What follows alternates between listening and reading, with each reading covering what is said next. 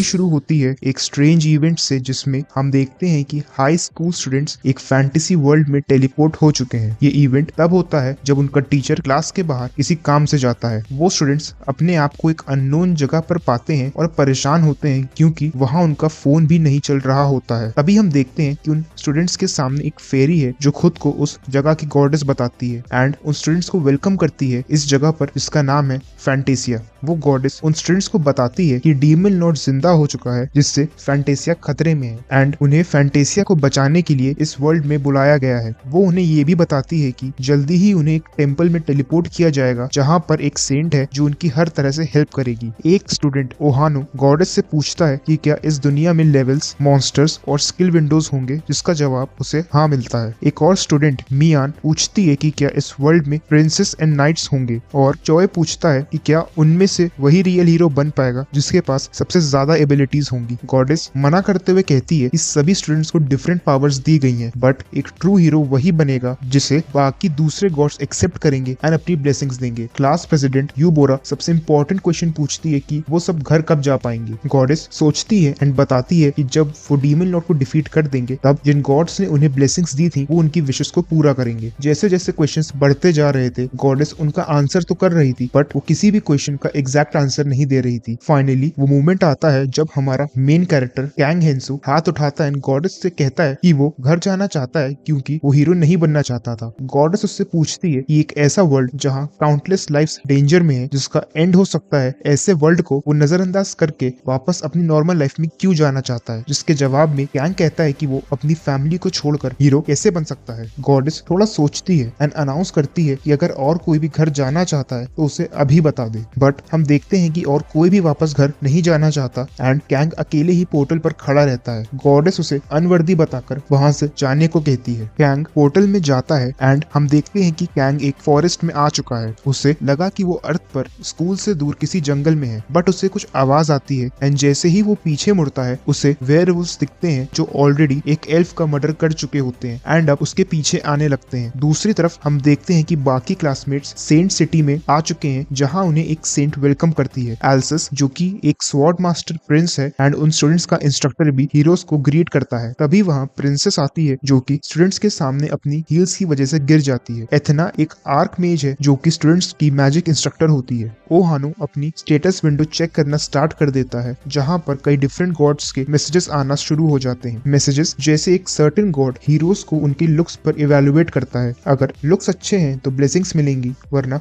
आगे बढ़ो। वैसे एक सर्टेन गॉड रैंकिंग सिस्टम के अगेंस्ट होता है। हम देखते हैं कि हर गॉड के स्टैंडर्ड्स डिफरेंट हैं, बट सबका मोटिव डीमन लॉर्ड को डिफीट करना ही है। एक स्टूडेंट सेंट से पूछता है कि क्या होगा अगर कोई स्टूडेंट किसी भी गॉड की ब्लेसिंग ना ले पाए, जिसपे सेंट कहती है कि वो क्रैश की चिंता नहीं करती है एंड इस दुनिया को ऐसे लोगों की जरूरत नहीं है। इसी तरह इस न्यू वर्ल्ड में हीरोज का एडवेंचर स्टार्ट होता है। हम देखते हैं कि कैंग अभी भी मॉन्स्टर्स से भाग रहा होता है एंड तभी उसे स्टेटस विंडो शो होती है जिसमें पहले से ही एक कर्स होता है जो दो चीजें बताता है। पहली, वो सभी क्रीचर्स जो हीरो के एनिमी हैं उनकी लैंग्वेज ऑटोमेटिकली ट्रांसलेट हो जाएगी। सेकंड, हीरोज की सारी अचीवमेंट्स एंड एक्सपीरियंसेस जो वो हंटिंग से गेन करेगा उसे कम कर दिया जाएगा। हीरो समझ जाता है कि ऐसा उसके साथ गॉडेस ने किया है। हीरो कर्स को समझकर वेयरवुल्फ से बात करने का ट्राई करता है, बट वो उसको सुनने में इंटरेस्टेड नहीं होते हैं। हीरो किसी की आवाज सुनता है जिसकी लैंग्वेज उसे समझ नहीं आती, बट तभी एक एरो उसके पैर पर लगता है। हम देखते हैं कि उससे एरो एल्फ ने मारा होता है एंड वहाँ एल्व्स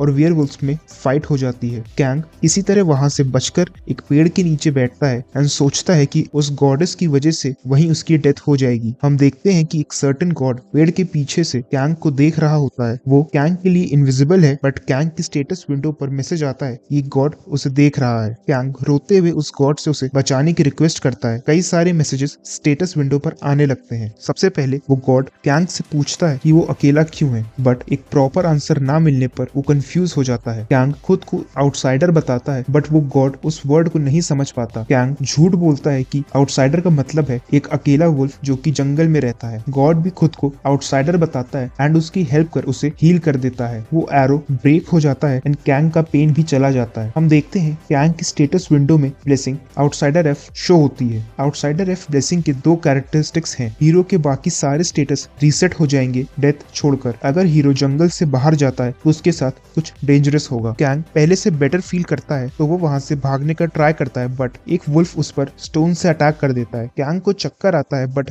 ब्लेसिंग की वजह से वो तुरंत ठीक होकर वहां से भागने लगता है। कैंग माउंटेन के एंड पर पहुंचता है एंड सोचता है कि ब्लेसिंग की वजह से जब तक वो डायरेक्ट हिट से नहीं मरेगा तब तक उसके सारे हेल्थ स्टेटस रीसेट हो जाएंगे एंड वो उस माउंटेन से जंप करने का डिसीजन लेता है। वो पीछे मुड़ता है एंड वुल्फ्स को एक ऑफर देता है कि जो भी वुल्फ उसे सबसे पहले पकड़ेगा वो उसे अपनी बॉडी के सबसे डिलीशियस पार्ट्स देगा। तभी सारे वुल्फ्स उसे पकड़ने के लिए उसकी तरफ भागते हैं एंड वो सब माउंटेन से नीचे गिर जाते हैं। हीरो इसका फायदा उठाते हुए उन वुल्फ्स के ऊपर आ जाता है एंड वो सब नीचे क्रैश करते हैं। इससे बड़ा एक्सप्लोजन होता है, बट हम देखते हैं कि हमारा हीरो सेफ है। गॉड उसके सर्वाइविंग स्किल्स से खुश होता है। सारे वुल्फ्स मर जाते हैं, बट उनमें से एक हीरो को मारने के लिए बढ़ता है एंड उसकी स्टेटस विंडो अपीयर होती है जिसपे level 3 blue moon butcher show होता है। इस लेवल की वजह से वो मॉन्स्टर गिरने के बाद भी बच जाता है। कैंग सोचता है कि इस दुनिया में वीडियो गेम की तरह और भी बहुत सारे पावरफुल ओपोनेंट्स हैं जिन्हें मारकर वो एक्सपीरियंस पॉइंट्स अर्न कर सकता है एंड वो एक स्टोन उठाकर उस वुल्फ का मर्डर कर देता है। हम देखते हैं कि टेंपल में सेंट स्टूडेंट्स को लेवल अप करने के बारे में बता रही है। वो कहती है हीरोज या तो स्टेटस विंडो वाले मॉन्स्टर्स को किल करके लेवल अप कर सकते हैं या फिर गॉड्स की ब्लेसिंग से। स्टूडेंट्स उसकी बातों पे ध्यान नहीं देते हैं एंड सोचते हैं कि ऐसी पावर्स रिसीव करने के बाद वो इनविंसिबल हैं। सारी फीमेल स्टूडेंट्स ये सुनकर टेंस हो जाती हैं कि गॉड्स हमेशा हीरोज पर नजर रखते हैं चाहे वो शावर ही क्यों ना ले रहे हों। बट सेंट कहती है कि इसमें कुछ भी वल्गर नहीं है क्योंकि gods and humans different levels पे हैं। मियान इसे पॉजिटिवली देखती है जिससे गॉड्स खुश होकर उसे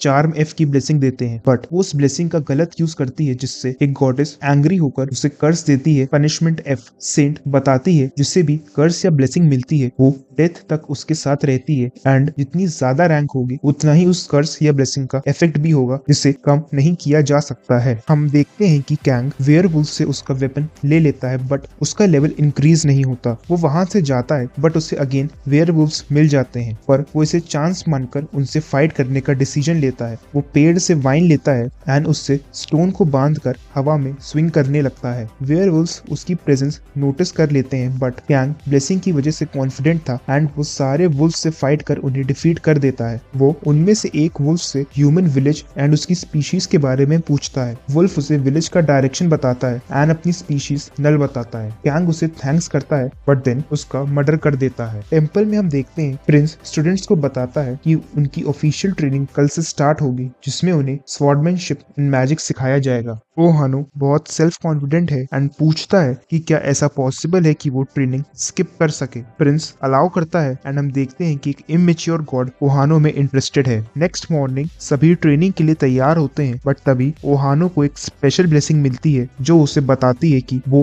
एक स्पेशल हीरो है एंड केवल वो ही इस ब्लेसिंग को देख और फील कर सकता है। हानो ट्रेनिंग स्किप कर सिटी के मर्सिनरी गिल्ड में खुद को रजिस्टर करने चला जाता है। वहाँ उसे एक रेड हेयर मर्सिनरी मिलती है जो उसे वार्न करती है कि ये बहुत डेंजरस है एंड उसे वापस घर जाने को कहती है। हानु को लगा कि ये मर्सिनरी कोई प्रिंसेस है जो डिस्गाइज में आई है एंड वो उसे अपनी टीम ज्वाइन करने के लिए इनवाइट करता है। इमेच्योर गॉड ये देख हंसते हंसते पागल हो रहा था। आगे हम देखते हैं कि कैंग और भी वुल्फ से फाइट कर उन्हें डिफीट करता है एंड उसे पता चलता है कि ह्यूमन विलेज वेस्ट में है। कैंग को कुछ वॉइसेस सुनाई देती हैं। वो जब थोड़ी दूर जाता है तो उसे एक मर्सिनरी वुमेन एंड 2 स्वॉर्ड्समैन दिखते हैं। वो उनकी लैंग्वेज समझ नहीं पाता एंड वो लेडी उस पर अटैक कर देती है। कैंग तभी नील करता है एंड उनके सामने सरेंडर कर देता है। कैंग उनके साथ ट्रैवल करने लगता है एंड वो उन्हें जेस्चर्स से अपना नाम बताता है, बट वो उनकी बातों से और कुछ भी नहीं समझ पा रहा था। कैंग को लगा कि उससे बहुत फ्रेंडली लोग मिले हैं, बट गॉड इससे खुश नहीं होता है क्योंकि कैंग आउटसाइडर की तरह बिहेव नहीं कर रहा था एंड वो उनसे ऐसे बात कर रहा था जैसे वो उसके फ्रेंड्स हों। कैंग गॉड के मैसेजेस पर ध्यान नहीं देता है एंड जेस्चर्स से उन लोगों का नाम जान लेता है। उनमें से एज में सबसे बड़े वाले मर्सिनरी का नाम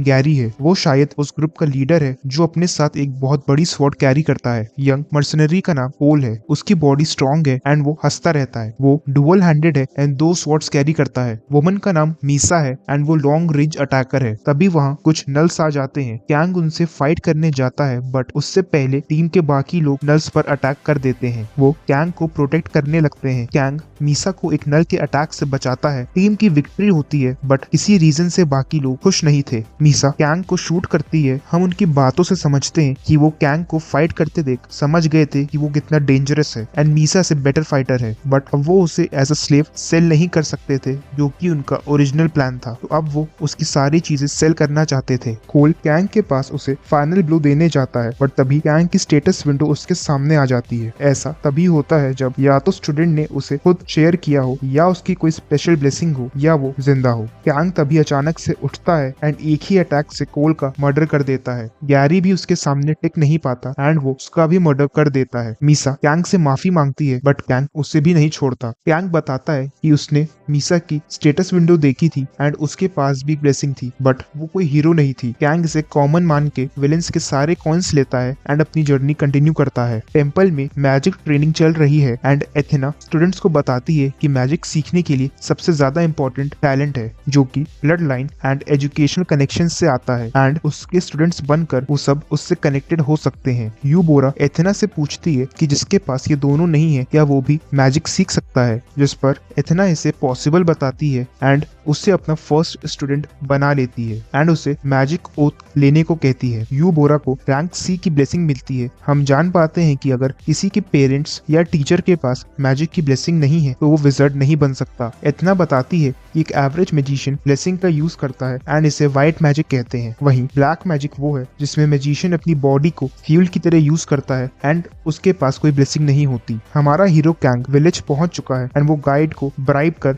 विलेज में एंट्री ले लेता है। वो बिल्डिंग ओनर को भी ब्राइब करता है एंड रेस्ट करने चला जाता है। हम देखते हैं कि बाथरूम में वो अपनी बॉडी पे से ब्लड को नहीं हटा पा रहा था, जिससे गॉड एक मिस्ट्री बताता है। कैंग के रूम के बाहर उसे किसी की वॉइस आती है जो उसे समझ आती है। वो सोचता है कि ऐसा कर्ज की वजह से है एंड इसका मतलब बाहर कोई एनिमी है। वो अपना वेपन हाइड कर डोर ओपन करता है एंड देखता है कि विलेज चीफ उससे मिलने आए हैं। वो ये देखने आया था कि उसके विलेज में कौन फॉरेनर आ गया है। वो उसकी स्टेटस विंडो देख सकता था एंड कैंग को एडवाइस करता है कि उसे अपनी स्टेटस विंडो हिडन रखनी चाहिए। चीफ को लगा कि विलेज में एल्फ स्पाई है क्योंकि उनकी हिस्ट्री एल्फ से अच्छी नहीं थी। वो बताता है कि एल्फ्स की ग्रीड की वजह से नल्स ह्यूमन टेरिटरी में आने लगे एंड उन्होंने ह्यूमंस पे अटैक करना स्टार्ट कर दिया। ये विलेज सर्वाइवर्स ने नल्स से रिवेंज लेने के लिए बनाया है। हम देखते हैं कि गॉड सडनली फ्रस्ट्रेट होने लगता है एंड चीफ अपना लास्ट क्वेश्चन पूछता है कि पैरालिसिस ड्रग जो उसके डिनर में थी उससे कैंग को कोई अफेक्ट क्यों नहीं हुआ। ये सुनते ही कैंग चीफ पे अटैक करता है, बट चीफ की स्पेल की वजह से वो फ्रीज हो जाता है एंड चीफ उसका डैगर ले लेता है। हम देखते हैं कि कैंग एक बेसमेंट में है एंड चीफ एल्फ से एंग्री है एंड उसने उन्हें सीलिंग से हैंग कर रखा है। चीफ कैंग से उसकी स्टेटस विंडो देखने के लिए कहता है। उसका नाम क्रिम्सन है। उसके पास मैडनेस की ब्लेसिंग है एंड फेरी सी का कर्ज है। इस कर्ज से चीफ एल्फ्स का एनिमी बन गया है एंड उसका लाइफ स्पैन कम हो गया है। हम जान पाते हैं कि वो एक ब्लैक मैजिशियन है एंड अपना लाइफ स्पैन इंक्रीज करने के लिए उसे किसी न किसी को सैक्रिफाइस करना पड़ेगा एंड आज वो कैंग होगा। कैंग चीफ को बुलाता है एंड उसे लगा कि कैंग उससे अपनी लाइफ की भीख मांगेगा एंड वो खुशी में एल्फ्स को मारने लगता है। कैंग चीफ से कहता है कि वो उसके एक्शंस को समझता है एंड इस बात पे चलना उसके लिए आसान नहीं रहा होगा। चीफ ये देख बहुत खुश होता है कि फाइनली कोई उसे समझता है। खुशी में वो खुद को आउटसाइडर बोलने लगता है। चीफ खुश होकर कैंग को छोड़ एल्फ्स को सैक्रिफाइस करने के लिए चला जाता है। वो एक एल्फ जो चेन्स में बंधा था उसे मैजिक सर्कल पे सैक्रिफाइस करने के लिए डाल देता है। सैक्रिफाइस से पहले विक्टिम की कंसेंट चाहिए होती है, जो कि उसे मिल जाती है क्योंकि वो एल्फ से कहता है कि उसके सैक्रिफाइस के बदले में वो उसकी गर्लफ्रेंड को छोड़ देगा। सैक्रिफाइस के बाद कैंग सोचता है कि चीफ अभी भी वैसा ही दिख रहा है, जिसपे वो बताता है कि वो ह्यूमन नहीं है।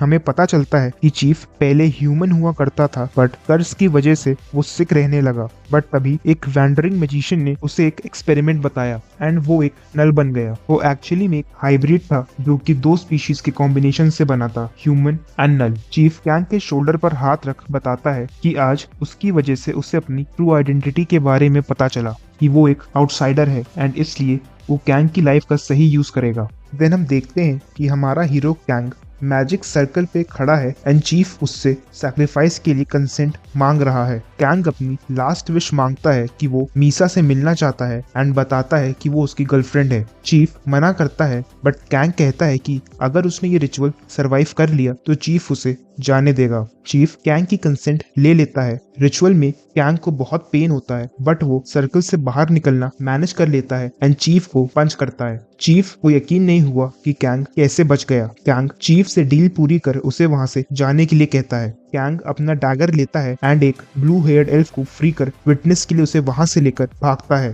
तभी चीफ ब्लैक मैजिक यूज करता है बट वो एज करने लग जाता है एंड सोचता है कि कैंग के पास ऐसा कौन सा स्टेटस है जिससे वो उसके मैजिक से भी हर्ट नहीं हो रहा है। तभी कैंग पर एक अटैक होता है। क्रिम्सन डेड है बट उसका नल हेड अभी भी जिंदा है। वो उसकी बॉडी को कंट्रोल कर रहा था बट कैंग ठीक था एंड वो चीफ का मर्डर कर देता है जिसमें वो एल्फ उसकी हेल्प करती है। कैंग प्रिजनर्स को फ्री कर देता है एंड गार्ड्स को बुला लेता है। ऐसा लगा कि सब ठीक है बट एल्फ्स अभी भी कैंग को अपना एनिमी मानते थे। वहीं दूसरी तरफ हम देखते हैं कि टेम्पल में नए मेंटोर्स एंड मैजिशियंस आने लगे हैं जो कि हीरो के मेंटोर होने का ऑनरेबल टाइटल चाहते थे। हम एक एल्फ को देखते हैं जिसका ट्रीटमेंट चल रहा है। इस एल्फ का नाम एस्प्रेसो है जो कि एल्फ प्रिंसेस की मेड है। एस्प्रेसो को भी कैंग ने चीफ क्रिम्सन के प्रेजेंस से आजाद किया था पर उसे ह्यूमंस पर बिल्कुल भी भरोसा नहीं है। तभी उसकी फ्रेंड उसे इन्फॉर्म करती है कि एल्फ मर्सिनरीज कैंग को पकड़ नहीं पाए और वो भाग निकला। यह सुनकर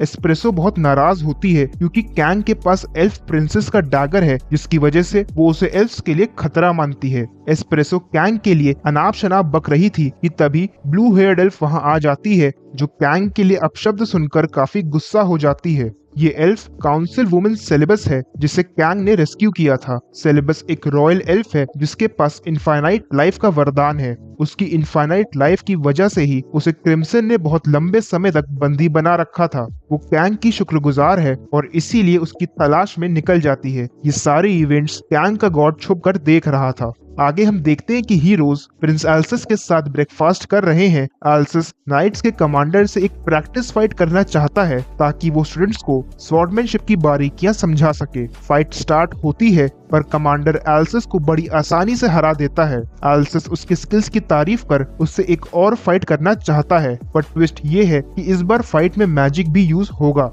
एल्सस मैजिक से ऑरा क्रिएट करता है और उन दोनों के बीच एक क्लैश होता है पर इस बार एल्सस ने एक ही अटैक से कमांडर की स्वॉर्ड के टुकड़े कर दिए थे। एक ही अटैक से ओपोनेंट को कंप्लीटली डिस्ट्रॉय कर देने की पावर को ही एल्सस असली स्वॉर्डमैनशिप मानता है। एल्सस ने स्टूडेंट्स को उनके सामने रखी चाय पीने को कहा जिसका टेस्ट उन्हें बिल्कुल भी पसंद नहीं आया। एल्सस हीरोज से कहता है कि स्वॉर्डमैनशिप सीखने के लिए उन्हें वॉरियर की ब्लेसिंग की जरूरत है जो इस चाय को पीने से उन्हें जल्दी मिल सकती है। जहां बाकी हीरोज से चाय पी नहीं जा रही थी वहीं चॉय एक के बाद एक कप खाली किए जा रहा था। वो अपने क्लासमेट से जल्दी स्ट्रॉन्ग बनना चाहता है जिसके लिए वो हर हद पार करने को तैयार है। एल्सस बताता है कि जैसे हम एक दिन में खली नहीं बन सकते वैसे ही ब्लेसिंग से स्ट्रॉन्ग बनने में भी टाइम लगेगा। तभी चॉय को ग्रिड की ब्लेसिंग मिलती है जिससे वो जैसे जैसे फाइट करता जाएगा वो स्ट्रॉन्ग बनेगा। पर अगर वो कभी भी फाइट में हारा या उसकी लड़ने की मोटिवेशन गई तो इस ब्लेसिंग का इफेक्ट रीसेट हो जाएगा। आगे हम कैंग को देखते हैं जो एक पेड़ पर बैठा है और लेवल अप करने के तरीके सोच रहा है। तभी कुछ नल्स उसे देख लेते हैं। अच्छा मौका देख कैंग भी उनसे फाइट करने चला जाता है पर उसके लिए उन्हें मारना अब कोई बड़ी बात नहीं थी। उसे लगा कि शायद उसका लेवल इंक्रीज हो चुका है पर स्टेटस विंडो अभी भी सेम थी। एक स्टैट डिविडेंड इंक्रीज हुआ था और गॉड से पूछने पर उसे पता चला कि डिविडेंड ज्यादा होना ही उसके लिए बेहतर है। कैंग ने एक नल को जिंदा छोड़ दिया था और इसका रीजन जानकर तुम हैरान रह जाओगे। कैंग उस नल से वो स्पेशल टेक्निक सीखना चाहता है जो केवल नल से यूज कर सकते थे। उसका लेवल इंक्रीज नहीं हो रहा है जिसकी वजह से गॉडेस से रिवेंज लेना इम्पॉसिबल है तो वो इस टेक्निक को सीख पावरफुल बनना चाहता है। अच्छा अगर तुम्हें ये समझ नहीं आ रहा है कि कैंग नल से कम्युनिकेट कैसे करता है तो ये उसके कर्ज की वजह से है जिससे वो अपने एनिमीज की लैंग्वेज को समझ सकता है पर फ्रेंडली लोगों से बात कर पाना उसके लिए नामुमकिन है। नल कैंग से कहता है कि जब भी उसे भूख लगती है तो ये पावर उसमें अपने आप आ जाती है पर कैंग को कुछ भी समझ नहीं आ रहा था तो वो अगले कुछ दिन नल को ऑब्जर्व करने का डिसीजन लेता है। हम देखते हैं कि नल हंटिंग करता और बीच बीच में कैंग पर अटैक भी कर देता पर वो कभी भी कैंग से जीत नहीं पाता था। ऑब्जर्व करने पर कैंग को समझ आता है कि जब भी नल कुछ खाता तो एनर्जी धीमे धीमे उसके पेट से फ्लो होने लगती थी। इस एनर्जी से ही नल स्ट्रॉन्ग बनता है और अपनी भूख मिटाने के लिए और हंटिंग कर पाता है। नल कैंग पर दोबारा अटैक करता है पर अब तक कैंग नल की टेक्निक को समझ चुका था। वो भी इस टेक्निक की पावर को यूज कर नल से फाइट करता है और एक ही अटैक से उसके टुकड़े कर देता है। कैंग फाइनली नल की टेक्निक को मास्टर कर चुका था।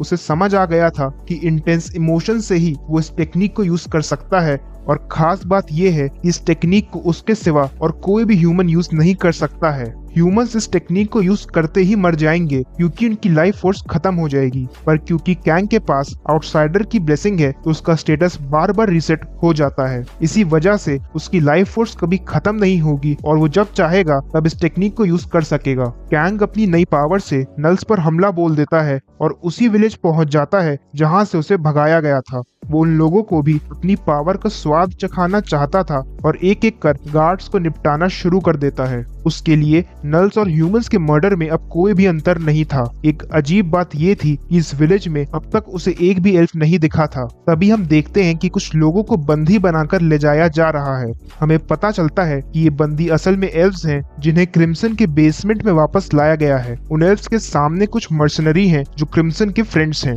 वो क्रिम्सन की डेथ का रिवेंज लेना चाहते थे और इसीलिए एक एक कर उन एल्व्स को मारना शुरू कर देते हैं। इन एल्व्स में प्रिंसेस की मेड भी है जो मारी जाती है।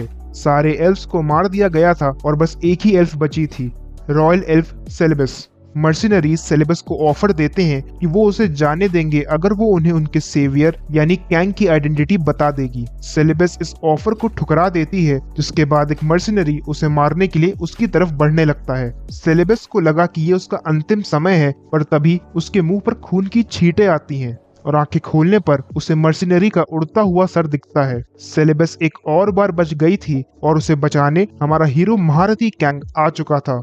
कैंग एक एक कर ग्रुप के सभी मेंबर्स को मारने लगता है। वो उनकी लैंग्वेज तो समझ नहीं पा रहा था, पर उनके हाव भाव से ये जान गया था कि वो लोग उससे अपनी जिंदगी की भीख मांग रहे हैं। ग्रुप लीडर भी चुपचाप भागने की कोशिश करती है, पर कैंग उसे भी बेरहमी से मार देता है। कैंग सेलेबस की लैंग्वेज समझ नहीं पा रहा था तो वो उसे अपनी स्टेटस विंडो दिखाती है, जिसे देख कैंग शॉक्ड हो जाता है। सेलेबस एक हाई रैंकिंग एल्फ है जिसके पास 3 ब्लेसिंग्स हैं, जिनमें से एक ब्लेसिंग टेमर की है, जिससे वो एनिमल्स और बीस्ट को कंट्रोल कर सकती थी। सेलेबस उसे अपना नाम बताने की कोशिश करती है जो वो समझ जाता है। कैंग सबको मारने का मन बनाकर आया था, पर उसे सेलेबस की सिचुएशन अपनी प्रीवियस सिचुएशन जैसी लगी तो वो उसे फ्री कर देता है। अब तक सेलेबस भी उसका नाम जान चुकी थी। कैंग और सेलेबस को करीब देख गॉड गुस्से से लाल हो रहा था। कैंग उसके गुस्से से बचना चाहता था तो वो सेलेबस को लेकर विलेज से निकल जाता है ताकि वो उसे सेफली छोड़ गॉड को शांत कर सके। जाते समय सेलेबस ऊपर की तरफ इशारा करती है और हम देखते हैं कि एक फीनिक्स उनका पीछा कर रहा था। सेलेबस फीनिक्स के पास जाकर कुछ कहती है और हमें पता चलता है कि फीनिक्स असल में उसका टेम्ड बीस्ट है। वो कैंग के पास जाकर उसे किस करती है। ये बड़ा ही अनएक्सपेक्टेड था, जिससे गॉड को भी झटका लग जाता है। सेलेबस अपने अंदाज में कैंग का शुक्रिया कर फीनिक्स पे सवार होती है और वहां से चली जाती है। गॉड कैंग के इस बिहेवियर से बड़े गुस्से में है और उसे कोस ही रहा था कि तभी कैंग की स्टेटस विंडोज के सामने आती है और हम देखते हैं कि उसे एक हाई रैंकिंग फेरी ब्लेसिंग मिल चुकी है। उसे दीर्घायु और सदा जवान रहने का वरदान मिला है। साथ ही में एल्फ से उसका रिलेशनशिप बहुत अच्छा हो चुका है, जिससे एल्फ का फेवर मिलना उसके लिए आसान हो गया है। अब उसके पास 2 ब्लेसिंग्स हैं, आउटसाइडर और फेरी। दोनों ब्लेसिंग्स को साथ में यूज करने पर नल टेक्निक भी ज्यादा पावरफुल हो जाती है। कैंग और गॉड इससे बहुत खुश हैं और वो फॉरेस्ट में आगे बढ़ने लगते हैं। दूसरी तरफ हम देखते हैं कि हीरोज एल्सिस और एथना के साथ प्रैक्टिकल ट्रेनिंग के लिए फॉरेस्ट में आ चुके हैं, जहां वो आज हंटिंग कर अपने लेवल्स इंक्रीज करने की कोशिश करेंगे। हीरोज हंटिंग के लिए बहुत एक्साइटेड हैं क्योंकि आज पहली बार उन्हें रियल फाइट करने का मौका मिला है। तभी एक हीरो को स्लाइम दिखता है जिस पर वो अटैक करने की कोशिश करता है। एल्सिस और एथना उसे रोकते हुए बताते हैं कि स्लाइम्स असल में मॉन्स्टर्स नहीं हैं, वो बड़े काम के क्रीचर्स हैं जो इस वर्ल्ड में पेस्ट कंट्रोल करते हैं। स्लाइम्स एक ऐसे क्रीचर्स हैं जो गंदगी खाकर इस वर्ल्ड को साफ रखते हैं। वो डेड बॉडीज को भी चट कर जाते हैं ताकि एरिया में इन्फेक्शंस ना फैलें। एल्सिस एक्सप्लेन करता है कि हंटिंग में आज हीरोज का टारगेट लेवल 4 नल्स होंगे। हीरोज डर जाते हैं क्योंकि अभी वो लेवल 1 ही है, पर एथना उनका मनोबल बढ़ाते हुए कहती है कि वो बेझिझक फाइट कर सकते हैं। सेंटिस वही मौजूद है जो उन्हें हील कर सकती है, यहाँ तक कि उनके मरने के बाद वो उन्हें वापस जिंदा भी कर सकती है। नल्स आना शुरू हुए और हीरोज उन्हें ओवर कॉन्फिडेंस में अपना लेवल बूस्टर समझकर उन पर अटैक कर देते हैं। ये हीरोज आज पहली बार टेंपल से बाहर निकले थे और इनका ओवर कॉन्फिडेंस कुछ ही देर में चकनाचूर हो जाता है। नल्स बहुत पावरफुल हैं और हमें हर तरफ से चिल्लाने और हड्डियां टूटने की आवाजें आने लगी। हीरोज उनके सामने कुछ भी नहीं कर पा रहे थे। उनकी ये हालत देख एल्सिस इंटरफेयर कर सभी नल्स को मार देता है। हीरोज को अब तक एहसास हो चुका था कि ये दुनिया उतनी सुहानी नहीं जितना उन्होंने सोचा था। सेंटेस एक एक कर हीरोज को हील कर देती है और उन्हें वापस लड़ने के लिए कहती है, जैसे मानो ये सब उसके लिए एक खेल हो। कुछ हीरोज अभी भी टिके हुए थे और चॉय उनमें से ही एक था। वो अपनी ग्रिड ब्लेसिंग का यूज करते हुए बड़ी आसानी से नल को हरा देता है। उसका लेवल इंक्रीज हुआ जिससे उसे हंटिंग आसान लगने लगी और लगे भी क्यों ना उसे धनाधन ब्लेसिंग्स जो मिलती चली जा रही थी। वहीं दूसरी तरफ कुछ हीरोज मियान को अपनी देवी मान उसके लिए मर मिटने को तैयार थे। मियान के पास चार्म की ब्लेसिंग है जिससे लोग उसके लिए अपना सब कुछ दांव पर लगा सकते थे। मियान के कंट्रोल में हीरोज अगर मॉन्स्टर्स को मारेंगे तो इससे उसका लेवल भी इंक्रीज होगा और इसी के साथ उसे भी ब्लेसिंग मिल जाती है। गॉड्स के लिए ये सब इवेंट्स एंटरटेनमेंट का एक सोर्स हैं। वो बड़े आराम से पॉपकॉर्न खाते हुए ये सब देख रहे हैं। क्लास प्रेसिडेंट यू बोरा अपनी पूरी ताकत से फाइट कर रही है। उसका मैजिक स्ट्रॉन्ग है तो वो फायर मैजिक से एक ही अटैक में नल को मार देती है। लेवल इंक्रीज होने के साथ ही उसे वेपन की ब्लेसिंग भी मिलती है जिससे उसकी बॉडी एक पावरफुल वेपन की तरह स्ट्रॉन्ग हो जाती है। इस ब्लेसिंग की एक और क्वालिटी है कि वो जो भी एक्सटर्नल वेपन यूज करेगी वो जल्दी डैमेज नहीं होगा। ब्लेसिंग का यूज कर वो बड़ी आसानी से नल को हरा एक और लेवल अप कर लेती है। चॉय और मियान प्रेसिडेंट को देख एक्साइटेड हैं और उससे अपना कॉम्पिटिटर मान चुके हैं। एल्सिस और एथेना इन नए हीरोज की अचीवमेंट्स पर नजर गड़ाए इन्हें दूर से ही ऑब्जर्व कर रहे थे। जहां हीरोज के लिए एक नल को मारना भी बड़ी बात थी, वहीं कैंग नल्स की लाशों का ढेर बिछाया जा रहा था। उसने कम से कम 1000 नल्स को तो मार ही दिया था। उसे लगा कि वो काफी लेवल अप कर चुका होगा तो इसीलिए वो अपनी स्टेटस विंडो चेक करता है, जिसे चेक करने पर वो निराशा से भर जाता है क्योंकि उसकी विंडो में एक और कर्स ऐड हो चुका है। पर सबसे बुरी बात ये थी कि उसे यकीन हो चुका था कि अब उसका लेवल इंक्रीज नहीं होगा। उसके कर्स का नाम स्लॉटर है जिसकी वजह से फ्रेंडली स्पीशीज उससे डरने लगेंगी और उसके एक्शंस का विरोध भी करेंगी। फ्रेंडली स्पीशीज को कैंग अब किसी अनजान मॉन्स्टर से कम नहीं लगेगा। कैंग उन सभी नल्स का लूटा हुआ खजाना ले लेता है क्योंकि वो समझता है अगर वो स्ट्रेंथ से पावरफुल नहीं बन सकता तो उसे पैसे से ही मजबूत होना पड़ेगा। कुछ और नल्स इस बार ज्यादा तादाद में कैंग से फाइट करने आते हैं जिनमें एक हाई रैंकिंग नल भी है। कैंग इतने सारे मॉन्स्टर्स पर अपनी पावर आजमाने के लिए बेहद उत्साहित है। उसकी पावर देख मॉन्स्टर्स को भी अब उससे डर लगने लगा था क्योंकि उसके पास ना ही केवल उनके जैसी सेम पावर है बल्कि स्लॉटर का कर्स भी है जो उसे ज्यादा खतरनाक बनाता है। आगे हम देखते हैं कि हीरोज की ट्रेनिंग जारी है और कई हीरोज मॉन्स्टर्स से डर कर वापस टेम्पल भाग चुके हैं। उन पे खर्च होने वाले पैसे अब इन बचे हुए हीरोज की ट्रेनिंग में यूज होंगे। एक बात जो हमें पता चलती है कि इस वर्ल्ड में हीरोज की कोई कदर नहीं है, उनकी ब्लेसिंग्स ही उन्हें खास बनाती हैं। तो जिसके पास जितनी ज्यादा और अच्छी ब्लेसिंग्स होंगी उसका उतना ही सम्मान किया जाएगा। एक नाइट घबराते हुए रिपोर्ट करता है कि फॉरेस्ट में लेवल 5 नल देखा गया है। सेंटेस सोचती है कि उनके पास भी कुछ लेवल 5 हीरोज हैं और इसे बेस्ट अपॉर्चुनिटी समझकर वो हीरोज को एल्सिस के साथ मॉन्स्टर से फाइट करने भेज देती है। वो सभी मॉन्स्टर के पास पहुंच चुके हैं जहां एल्सिस उन्हें बताता है कि ये एक स्पेशल नल है जिसकी कॉम्बैट पावर काफी ज्यादा है। एथेना की ओवर एक्साइटमेंट की वजह से वो नल उन्हें नोटिस कर लेता है और एक घमासान युद्ध शुरू होता है। टीचर्स हीरोज को भेड़ बकरियों की तरह छोड़कर पीछे हट जाते हैं। हीरोज बहुत डरे हुए हैं पर चॉय लीडर बन टीम की कमान अपने हाथों में लेता है। वो उन्हें स्ट्रैटेजी समझा ही रहा था कि तब तक नल उन पर अटैक कर देता है। नल किसी को भी नहीं बख्शता और एक एक कर सभी हीरोज को धूल चटा देता है। प्रेसिडेंट यू बोरा ने भी जब उसका सामना करने की कोशिश की तो नल ने उसे बुरी तरह मारकर दूर फेंक दिया। उसके एक ही अटैक से प्रेसिडेंट बेहोश हो जाती है। नल यू बोरा और मियान की तरफ बढ़ने लगता है। मियान जो कि बहुत डरी हुई है अपनी चार्म ब्लेसिंग का यूज करती है पर इस बार उसकी ब्लेसिंग बैकफायर कर गई। वो नल उसकी चार्म ब्लेसिंग से अफेक्ट हो गया और उसे टच करने लगा। उस नल की हवस जाग चुकी थी। तभी उस पर एक पावरफुल अटैक हुआ जिससे एल्सिस उसका अंत कर देता है। मियान बच तो गई थी पर पहली बार अपनी मौत को इतने करीब से देख उसकी आत्मा कांप गई थी। भले ही नल मारा जा चुका था पर उसके गुस्से की आग में हमारे हीरोज बुरी तरह झुलस चुके थे। वो समझ गए थे कि ये दुनिया कोई गेम नहीं है। ये वर्ल्ड जितना सुलझा हुआ बाहर से दिख रहा था उतने ही गहरे रहस्य अपने अंदर छुपाए हुआ था। वहीं दूसरी तरफ कैंग नल की पावर्स को हासिल कर एक के बाद एक मॉन्स्टर्स को हंट किए जा रहा है। वो पावर से लेवल अप नहीं कर पा रहा था तो उसने पैसों से स्ट्रॉन्ग बनने की सोची। उसने उन सभी नल्स को लूट अच्छा खासा गोल्ड इकट्ठा कर लिया पर अभी भी एक समस्या थी। कर्ज के कारण वो ह्यूमन से इंटरैक्ट नहीं कर सकता था जिसकी वजह से आगे चलकर उसको चीजें बेचने और खरीदने में प्रॉब्लम होना तय था। इसलिए वो सोचता है कि उसे एक ट्रांसलेटर की जरूरत है जो इन सिचुएशंस में उसकी हेल्प कर सके।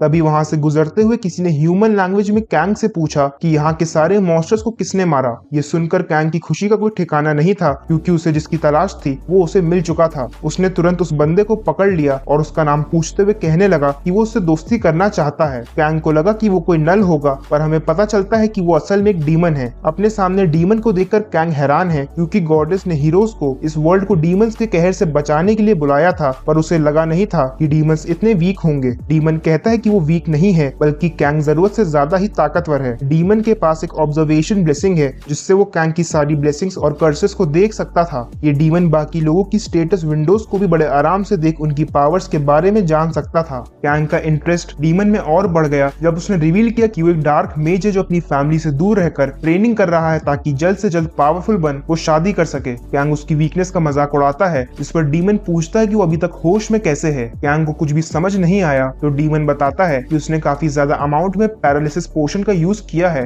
जिससे पावरफुल फेरीज तक को पैरालाइज किया जा सकता है। तो एक लेवल 1 ह्यूमन उसके सामने अभी तक कैसे खड़ा है। ये सुनकर कैंग को चीफ की याद आ गई और गुस्से से उसका खून खौलने लगा। डीमन उससे डर गया तो उसने बाइंडिंग स्पेल यूज कर कैंग को रोकने की कोशिश की, पर कैंग ने बड़ी आसानी से उसकी स्पेल को ब्रेक कर दिया। कैंग डीमन से पूछता है कि उसका चीफ से क्या रिलेशन है, और डीमन बात को टालने की कोशिश करते हुए कहता है कि वो बहुत से चीफ्स को जानता है। कैंग कहता है कि वो उस चीफ की बात कर रहा है जिसने नल से कंबाइन कर खुद को हाइब्रिड बना लिया था। डीमन बताता है कि बहुत टाइम पहले उसने बूढ़े दुखी आदमी की हेल्प कर उसे फेरी के कर्ज से बचाया था। ये सुनकर कैंग का गुस्सा और भी बढ़ जाता है, क्योंकि ये डीमन ही वो डार्क मैजिशियन था जिसने चीफ की हेल्प कर उसे हाइब्रिड बना जीवन दान दिया, और कैंग उसी चीफ के मैजिक से मरते मरते बचा था। कैंग ने डीमन को मार मार कर उसका हाल बेहाल कर दिया और इसके बाद उसकी हेल्प करने के लिए उसे धमकाने लगा। डीमन खुद को हील कर लेता है, पर वो कैंग की हेल्प नहीं करना चाहता था, क्योंकि पास की सिटी में एक सेंट रहती है जिनसे डीमंस की जान को खतरा है। पर वो दोनों इस बात पर राजी होते हैं कि डीमन कैंग को एक दूसरी पास की सिटी तक पहुंचाने में हेल्प करेगा।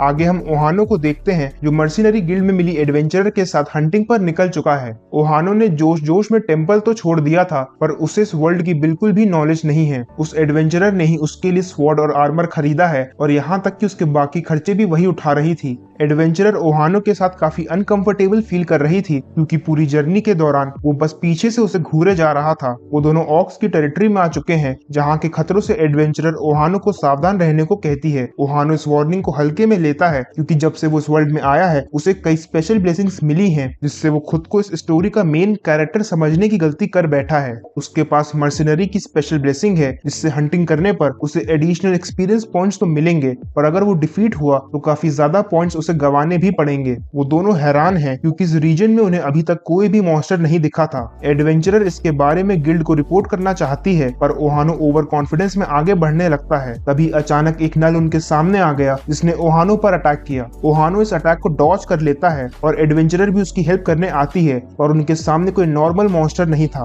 वो एक हाई क्लास मॉन्स्टर है, जिस पर उनके अटैक्स का कोई भी असर नहीं हो रहा था। तभी वहाँ और भी मॉन्स्टर्स आ जाते हैं, जिन्हें देख वो दोनों मिलकर फाइट करने का डिसीजन लेते हैं। इतने में ही एक नल ने ओहानो पर पत्थर फेंक के मारा, और एक ही अटैक से महान ओहानो वहीं बेहोश हो गया। कुछ देर बाद जब ओहानो को होश आया तो हमें पता चला कि एडवेंचरर ने सारे नल्स को अकेले ही मार दिया था, पर ओहानो को बचाने के चक्कर में वो अपना एक हाथ खो चुकी थी। पर एडवेंचरर ओहानो से कहती है कि उसकी इस कंडीशन का जिम्मेदार वो नहीं है, और खुद की लापरवाही के कारण ही उसका ये हाल हुआ था। ओहानो समझ गया कि एडवेंचरर ऐसा उसकी स्पेशल ब्लेसिंग की वजह से कह रही है। ओहानो की स्पेशल ब्लेसिंग का यूज यही है कि उसकी गलतियों के लिए उसे दोषी नहीं ठहराया जाएगा, और वो बड़ी आसानी से इन सिचुएशन से बच निकलेगा। हानो जो खुद को महान समझता है, उसके साथ ऐसा मजाक होते देख गॉड्स हंसते हंसते पागल हो रहे थे, जिससे ओहानो इरिटेट होकर उन पर भड़क गया। गॉड्स को अच्छा नहीं लगा, तो उन्होंने उसे सबक सिखाने के लिए उसे कर्ज कर दिया। कर्ज की वजह से ओहानो अब ताका झांकी नहीं कर सकेगा, और साथ ही में उसकी वीकनेस और सीक्रेट्स रिवील होने के चांसेस भी बढ़ गए हैं। ओहानो इससे दुखी है, और वो दोनों वापस सिटी जाने का डिसीजन लेते हैं। ओहानो एडवेंचरर से प्रॉमिस करता है कि वो उसे पहले जैसा कर देगा, क्योंकि सिटी में सेंटेस है जो आसानी से उसे हील कर सकती है।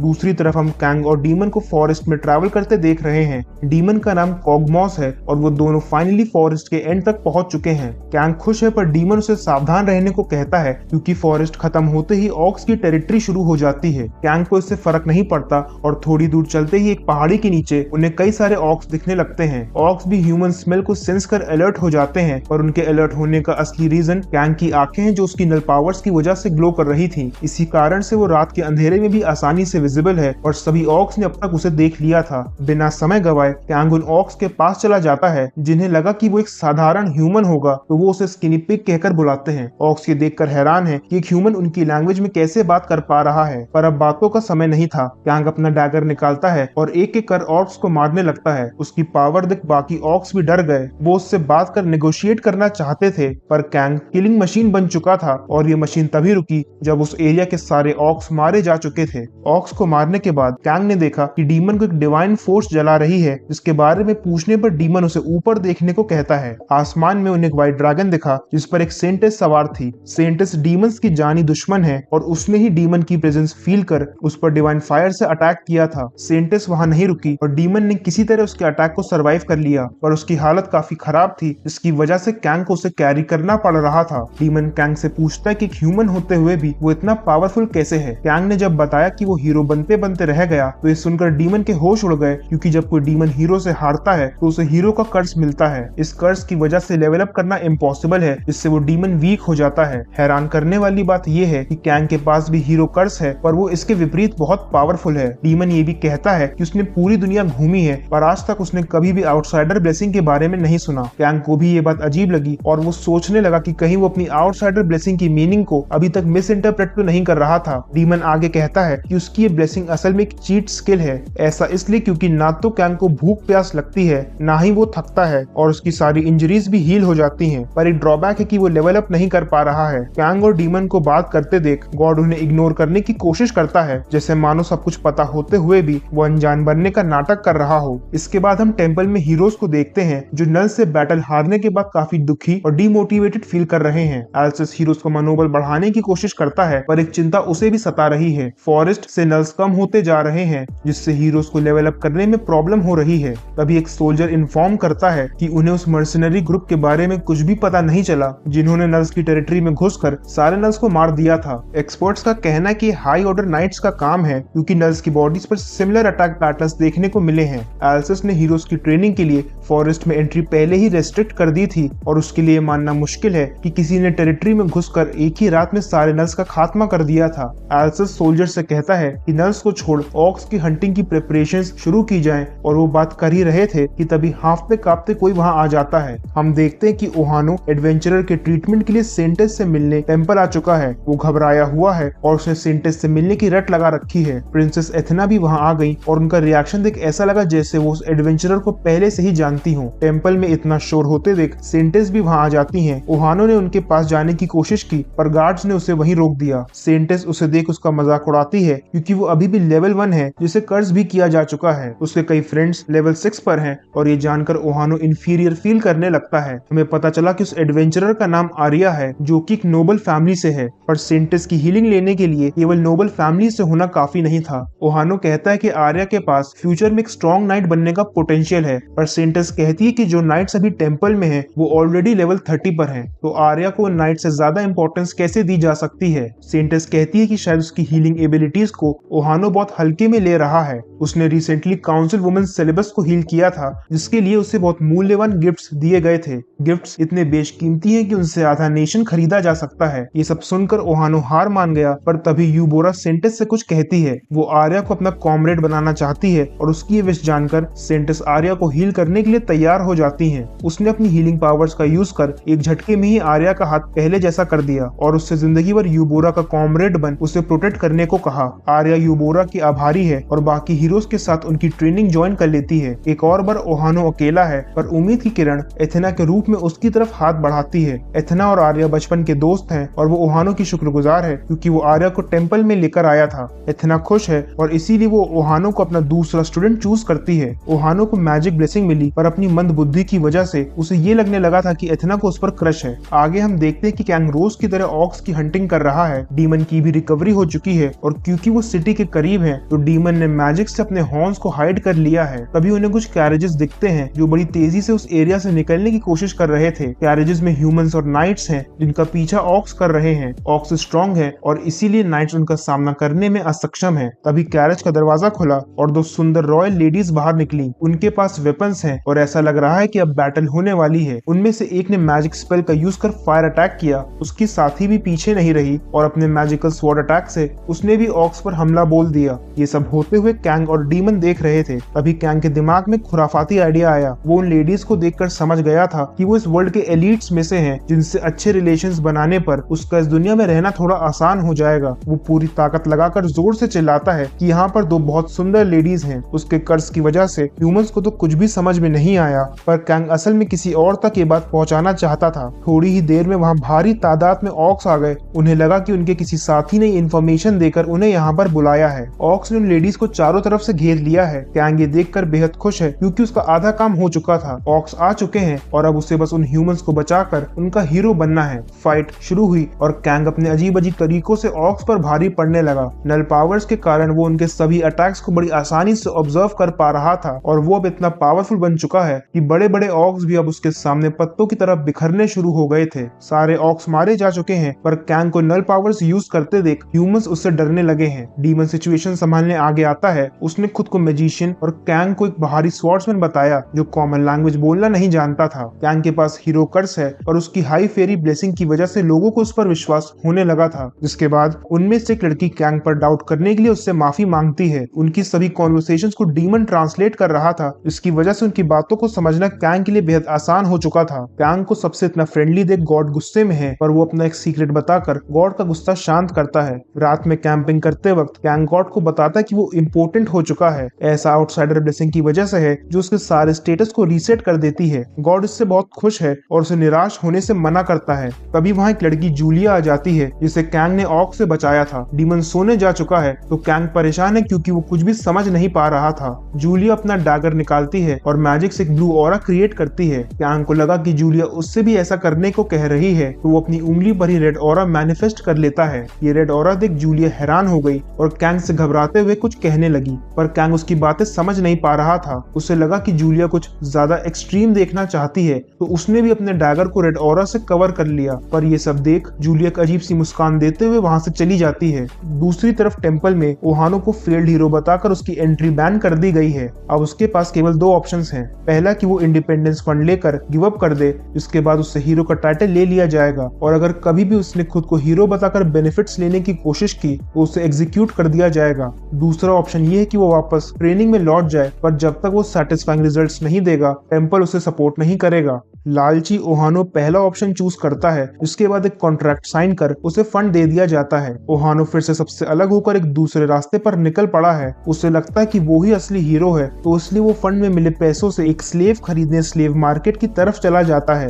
गॉड्स पॉपकॉर्न खाते हुए उसकी सारी बेवकूफियों का मजा ले रहे थे। ओहानो स्लेव मार्केट पहुंच चुका है, जहां उसे कई तरह के स्लेव्स दिखते हैं। उसे वहां उसका एक पुराना क्लासमेट भी मिला, जिसने भी फंड लेकर हीरो ट्रेनिंग छोड़ दी थी। वो उसे स्लेव इंचार्ज के बारे में बताता है और कहता है कि अगर उसने खुद को हीरो बताया तो इंचार्ज उसे बेस्ट स्लेव्स दिखाएगा। क्लासमेट रिवील करता है कि खुद को हीरो बताना क्राइम है, पर अपनी स्टेटस विंडो दिखाकर वो इससे बच सकता है। ओहानो वहां से चला गया, पर क्लासमेट एक बड़े से आदमी के साथ वहीं खड़ा है और उसके इंटेंशंस कुछ गड़बड़ लग रहे हैं। ओहानो ने इंचार्ज के पास जाकर वैसा ही किया जैसा उसके क्लासमेट ने कहा था। एक हीरो कस्टमर को देख इंचार्ज भी बहुत खुश है और ओहानो बताता है कि उसे एक फीमेल वॉरियर स्लेव चाहिए। इंचार्ज उसे स्लेव्स की स्पेशल फैसिलिटी में ले जाता है, जहां उसे पावरफुल फीमेल स्लेव से मिलवाया गया, पर हानो को उसमें जरा भी इंटरेस्ट नहीं था। इसके बाद उसने अपने मन मुताबिक ही 3 स्लेव्स चूज कर लिए और कॉन्ट्रैक्ट पूरा कर उनका नया मालिक बन गया। खास बात यह है कि ये तीनों स्लेव्स ओहानो से ज्यादा पावरफुल हैं। आगे हम कैंग और डीमन को ह्यूमंस के साथ ट्रैवल करते देख रहे हैं। डीमन बताता है कि लेडीज असल में मर्सिनरीज हैं और लोग ये प्रोफेशन इसलिए चूज करते हैं क्योंकि मर्सिनरी ब्लेसिंग की रिक्वेस्ट को पूरा करने पर काफी एक्सपीरियंस पॉइंट्स अर्न किए जा सकते हैं। ये सुनते ही कैंग चौंक गया और उसने तुरंत अपनी स्टेटस विंडो चेक की।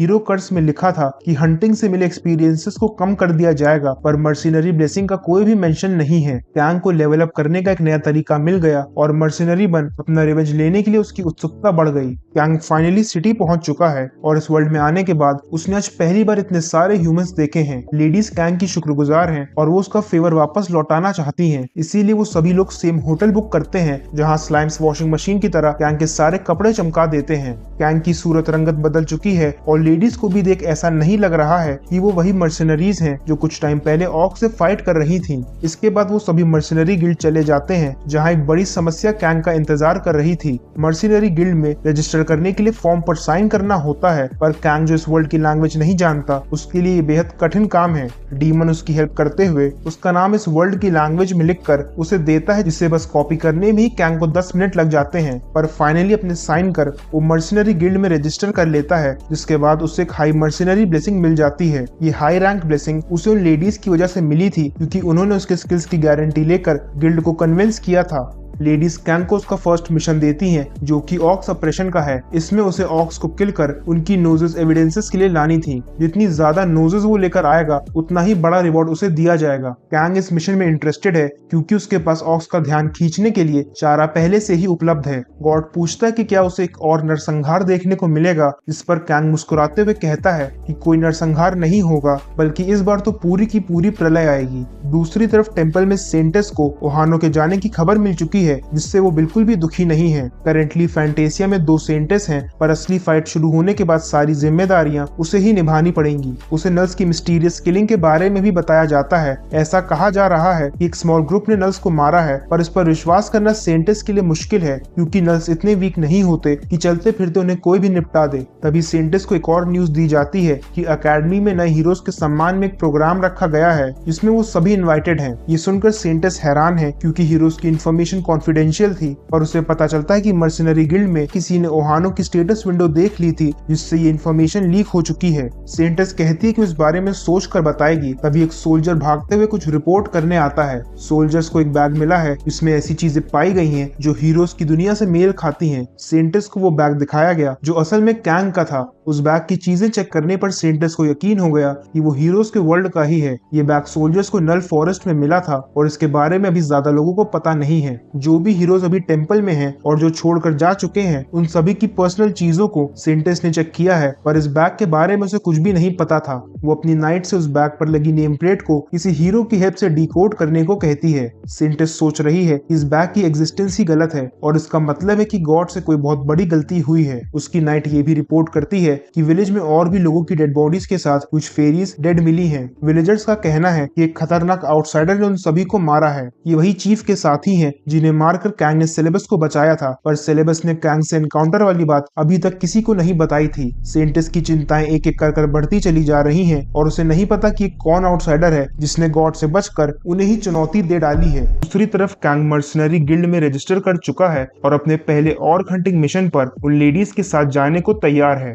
मिशन शुरू हुआ और हम जूलिया को एक ऑर्क से फाइट करते देख रहे हैं। ऑर्क्स काफी पावरफुल हैं जिन्हें डिफीट करना आसान नहीं है, पर जूलिया की फ्रेंड लेशा अपनी फायर पावर से ऑर्क्स पर अटैक कर उसका पूरा साथ दे रही है। वो दोनों बड़ी मुश्किल से फाइट में टिके हुए हैं, पर लेशा एक चीज से आश्चर्यचकित है। वो एक नोबल लेडी है जिसने आज तक कई किंग्स, नाइट्स और मर्सनरीज से मुलाकात की है, पर उसने अपनी लाइफ में कैंग जैसा स्पेशल ह्यूमन नहीं देखा। कैंग स्पेशल इसलिए है क्योंकि उसके पास बिल्कुल विपरीत ब्लेसिंग्स और कर्सेस हैं। जहाँ हीरो कर्स की वजह से उसे डीमन समझा जाता है, तो वहीं फेरी ब्लेसिंग लोगों को उस पर विश्वास करने को मजबूर कर देती है। कैंग शक्ति प्रदर्शन करते हुए ऑक्स को मारे जा रहा था, जिससे बाकी ऑक्स भी उससे डरकर भागने लगे थे। लेडीज थक गई हैं, तो वो रेस्ट करने के लिए ब्रेक लेना चाहती हैं। कैंग आउटसाइडर ब्लेसिंग की वजह से असीम स्टैमिना का स्वामी है और थकान उससे कोसों दूर रहती है। जूलिया बताती है कि कैंग की ब्लेसिंग के अलावा उसकी स्वॉर्डमैनशिप भी बहुत खास है। वो एक अनस्टेबल स्वॉर्डमैनशिप यूज करता है जिससे उसके अटैक पैटर्न्स को प्रिडिक्ट नहीं किया जा सकता।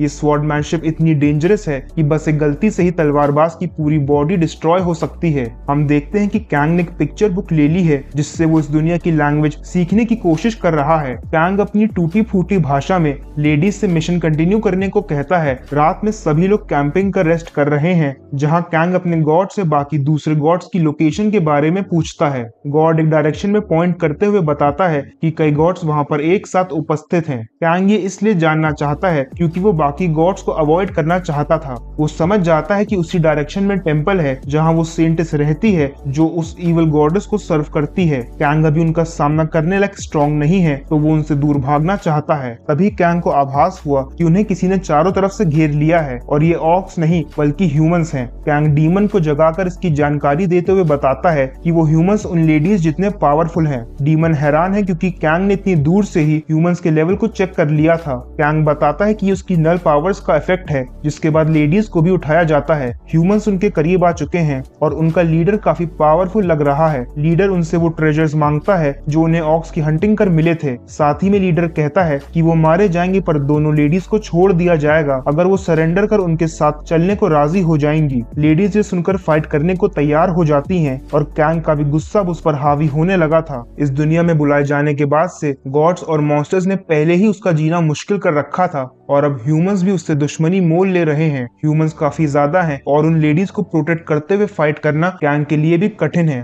वो फिर से अपना ट्रम्प कार्ड यूज करते हुए जोर से चिल्लाता है, यहाँ पर दो बहुत सुंदर और स्ट्रॉन्ग फीमेल्स हैं। ह्यूमंस को कुछ भी समझ नहीं आया और उन्होंने उस पर अटैक कर दिया। कैंग ने अटैक्स को ब्लॉक करते हुए लीडर को पंच किया और उसकी ताकत से लीडर अपने होश खो बैठा। इससे पहले कि ह्यूमंस कुछ समझ पाते, कैंग के बुलाए हुए ऑक्स वहां आ गए और उन्हें अचानक उस एरिया में देख सब हैरान हो गए। पर कैंग खुश था क्योंकि उसे ह्यूमंस और ऑक्स की डबल हंटिंग कर ज्यादा एक्सपीरियंस पॉइंट्स मिलने वाले थे। इसके बाद कैंग ने अपना कहर बरसाना शुरू किया। उसके स्लॉटर कर्स की वजह से ह्यूमंस को ऑक्स से नहीं बल्कि उससे डर लगने लगा था। कुछ ह्यूमंस उस पर अटैक करने आते हैं पर बदकिस्मती से कैंग के हाथों मारे जाते हैं। लीडर अभी मरा नहीं था और उसने कैंग पर पीछे से एक पावरफुल स्वॉर्ड अटैक किया जिससे कैंग घायल तो हुआ पर ब्लेसिंग की वजह से वो तुरंत हील होने लगा। लीडर को एहसास हो चुका था कि उसके सामने कोई ह्यूमन नहीं बल्कि एक मॉन्स्टर है और उसके रिएक्ट करने से पहले ही कैंग उसे बड़ी बेरहमी से मार देता है। आगे हम देखते हैं कि मिशन पूरा कर वो सभी गिल्ड वापस आ चुके हैं। कैंग ने काफी ज्यादा क्वांटिटी में ऑक्स की नोजेस को इकट्ठा किया था पर उस बैटल मेनियाक को ये क्वांटिटी भी कम लग रही थी। इस मिशन से वो दोनों लेडीज और डीमन लेवल अप कर चुके हैं। उनकी खुशी देख कैंग भी अपना लेवल चेक करने के लिए स्टेटस विंडो ओपन करता है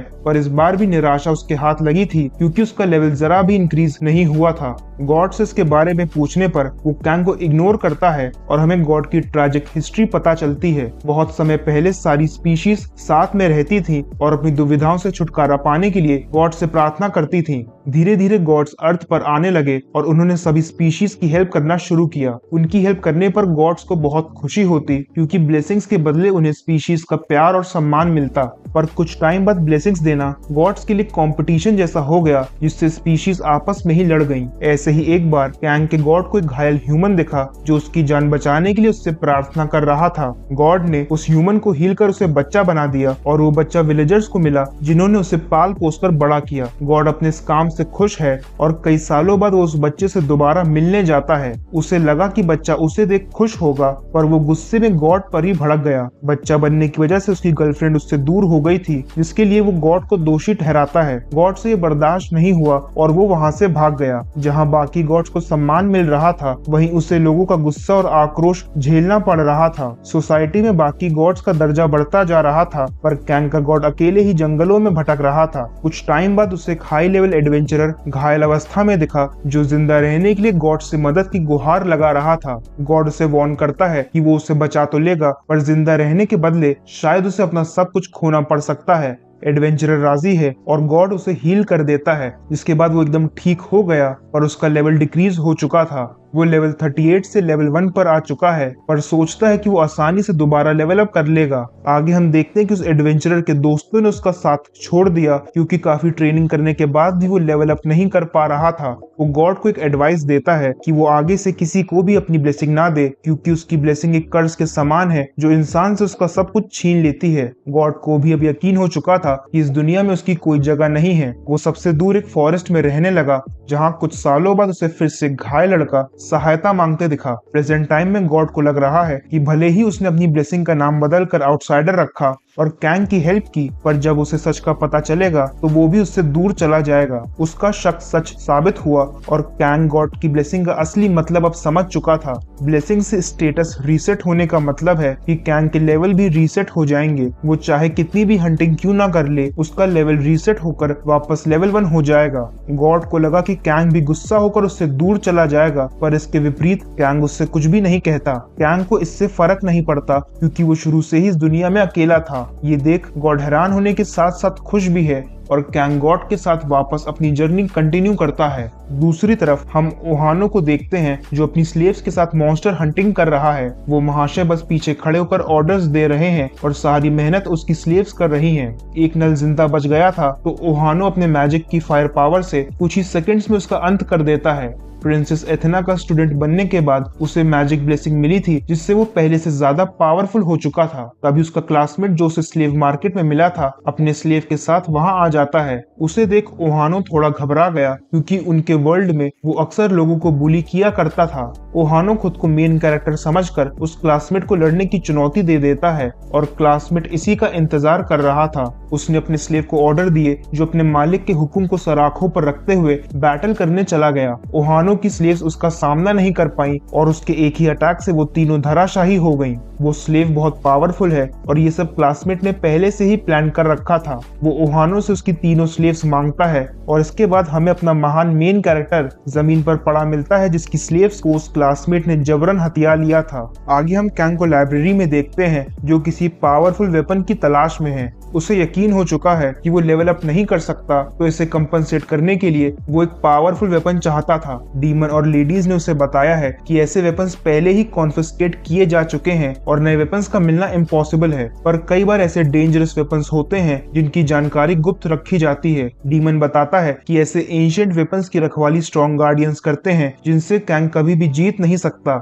हताश कैंग बाहर हवा खाने आ गया जहां एक ऑर्क उसे डिस्टर्ब करने आ जाता है। कैंग ने उसे जाने को कहा पर सेम लैंग्वेज में बोलने वाले ह्यूमन को देख ऑर्क उस पर अटैक कर देता है। कैंग का भी पेशेंस खत्म हुआ और उसने ऑर्क को एक जोरदार पंच किया। वो यही नहीं रुका और अपनी कमजोरी का सारा गुस्सा उस ऑर्क पर निकालने लगा। उसे मारते वक्त वो कहता है कि ऐसी फैंटेसी दुनिया का क्या काम जिसमें कोई पावरफुल वेपन ही एग्जिस्ट ना करता हो। कैंग की मार से बचने के लिए ऑर्क रिवील करता है कि एक एंशिएंट वेपन अभी भी एग्जिस्ट करता है जो इस समय ऑक्स के हिस्टोरिकल विलेज में है। ये जानकर कैंग उसकी तरफ दोस्ती का हाथ बढ़ाते हुए उससे वेपन के बारे में पूछता है। हमें इस वर्ल्ड का हेरिडिटरी ऑर्डर पता चला जिसमें ड्रैगन सबसे ऊपर हैं और स्लाइम्स को वीकेस्ट माना जाता है। नाइट्स को भी इन लेवल से एसोसिएट कर उनकी स्ट्रेंथ का अंदाजा लगाया जा सकता है। जैसे dragon level knight orc level knight से ज्यादा पावरफुल होते हैं। बात करते करते ऑर्क कैंग को उस एंशिएंट जगह पर ले आया है पर कैंग को अपने सामने केवल हरी भरी धरती दिखाई दे रही थी। तभी अचानक वहां एक एंशिएंट विलेज अपीयर हो जाता है जिसमें वो सभी एंटर करते हैं। और को यकीन नहीं हुआ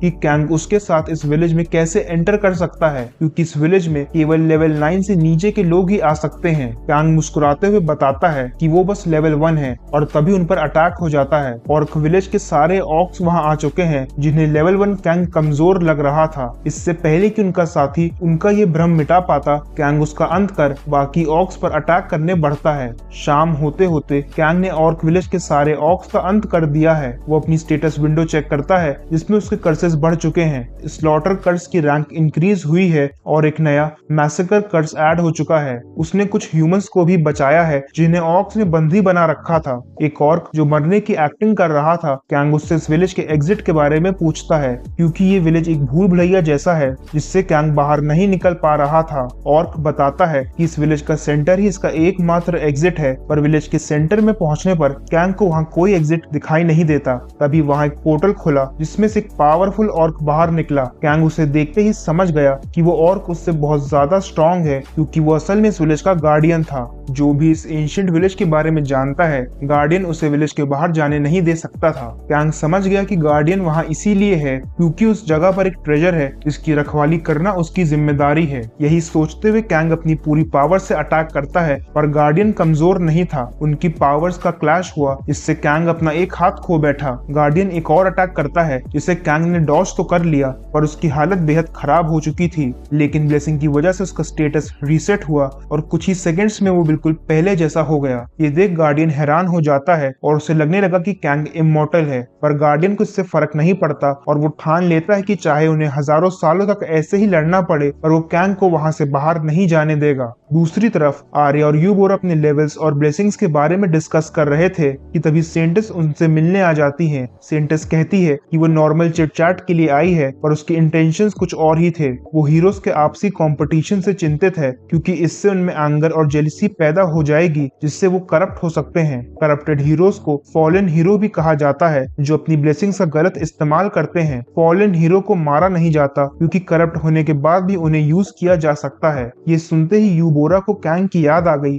और वो विश करने लगी कि काश वो सही सलामत घर पहुंच गया हो। तभी सेंटिस यूबोरा से कैंग हेंसू के बारे में पूछती है और उसके मुंह से कैंग का नाम सुनते ही यूबोरा चौंक जाती है। जब उसने बताया कि कैंग उसका क्लासमेट है तो सेंटिस के हाव भाव बदल गए और वो यूबोरा से उसे कैंग के बारे में सब कुछ बताने को कहती है। कई घंटों तक बात करने के बाद सेंटिस अपने रूम में आ गई और उसे पता चल चुका था कि कैंग वही लड़का है जिसने जब हीरो बनने से मना किया तो गॉडेस ने उसे वापस घर भेज दिया। उसके बैग को देख सेंटिस सोच रही है कि अगर हीरोज को पता चला कि कैंग वापस घर नहीं जा पाया है तो गॉड्स पर उनका विश्वास उठ जाएगा। अगर कैंग अब तक मारा जा चुका है तो उसे बस उस एविडेंस यानी उसके बैग को छुपा कर रखना है, पर अगर वो जिंदा है, ये ख्याल उसके मन में आते ही गॉडेस उसे ऑब्जर्व करने लगती है। सेंटिस बहुत डर गई और गॉडेस कैंग के बैग को ध्यान से देख रही थी। गॉडेस गुस्से में वहां से चली गई, जिसके बाद उसका प्रेशर फील कर सेंटिस भी लड़खड़ाने लगी। हीरोज की गॉडेस जो सारे हीरोज की लोकेशन जानती है, वो कैंग को ढूंढ नहीं पा रही थी। इसका एक ही मतलब था कि कोई अननोन गॉड कैंग की हेल्प कर रहा है। सेंटिस कैंग को ढूंढने के लिए एक सीक्रेट सर्च ऑपरेशन लॉन्च करती है, पर ये सब कैंग का गॉड विटनेस कर रहा था। सब कुछ जानने समझने के बाद वो चुपचाप उस रूम से निकल जाता है। इसके बाद हम कैंग को ऑक से फाइट करते देख रहे हैं। कैंग बुरी तरह पिट रहा है पर उसने हार ना मानने की ठान ली है।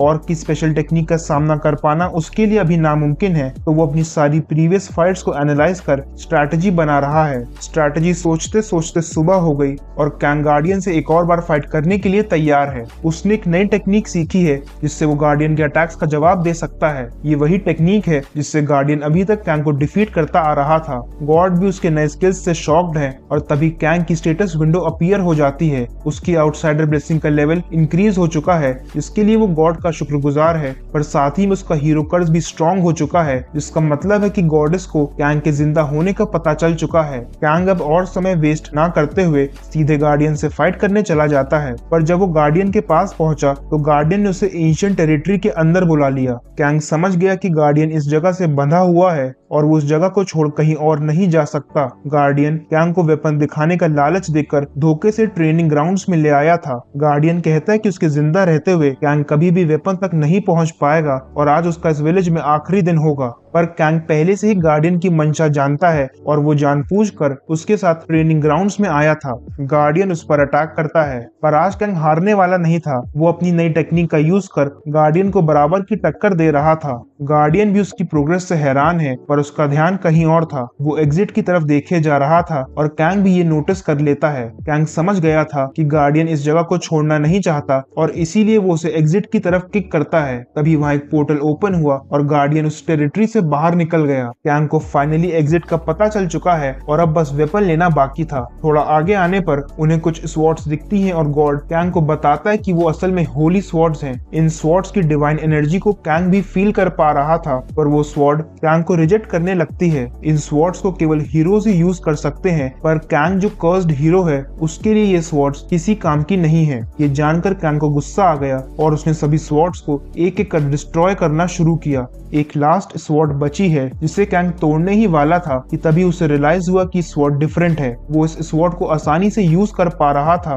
जिस पर गॉड बताता है कि ये एक डिफेक्टिव प्रोडक्ट है। कैंग उस स्वॉर्ड को अपने लिए ले लेता है, जिसके बाद उसे होली स्वॉर्ड का कर्ज मिल जाता है। ये कर्ज कैंग को बाकी सारी होली स्वॉर्ड्स को तोड़ने की वजह से मिला था। कैंग गॉड के साथ एग्जिट की तरफ जाता है और पोर्टल ढूंढने लगता है। तभी उसे किसी की आवाज आई। गार्डियन उसकी तरफ भागते हुए आ रहा था, पर उसकी फिजिक बिल्कुल चेंज हो चुकी है और वो पहले जैसा हष्ट पुष्ट नजर नहीं आ रहा था। कैंग उसका रास्ता ब्लॉक करता है क्योंकि वो अब समझ चुका था कि गार्डियन वेपन टेरिटरी से बाहर क्यों नहीं जाना चाहता था। टेरिटरी से बाहर जाते ही गार्डियन बूढ़ा होने लगता है और अपनी यूथ को प्रिजर्व करने के लिए वो सदा इस टेरिटरी में रहना चाहता है। गार्डियन कैंग पर अटैक कर देता है और कैंग भी अपना नया वेपन टेस्ट करने के लिए बेहद उत्सुक है। उसने एक ही अटैक से गार्डियन का हाथ काट दिया, पर टेरिटरी में वापस आने की वजह से वो दोबारा जवान हो जाता है। हील होते ही उसने फिर से अटैक किया, पर अब कैंग उससे ज्यादा पावरफुल बन चुका था। गार्डियन को दोबारा डिफीट करते हुए कैंग इस बार उसे टेरिटरी से वापस बाहर फेंकने वाला था। उसकी इंटेंशंस जानकर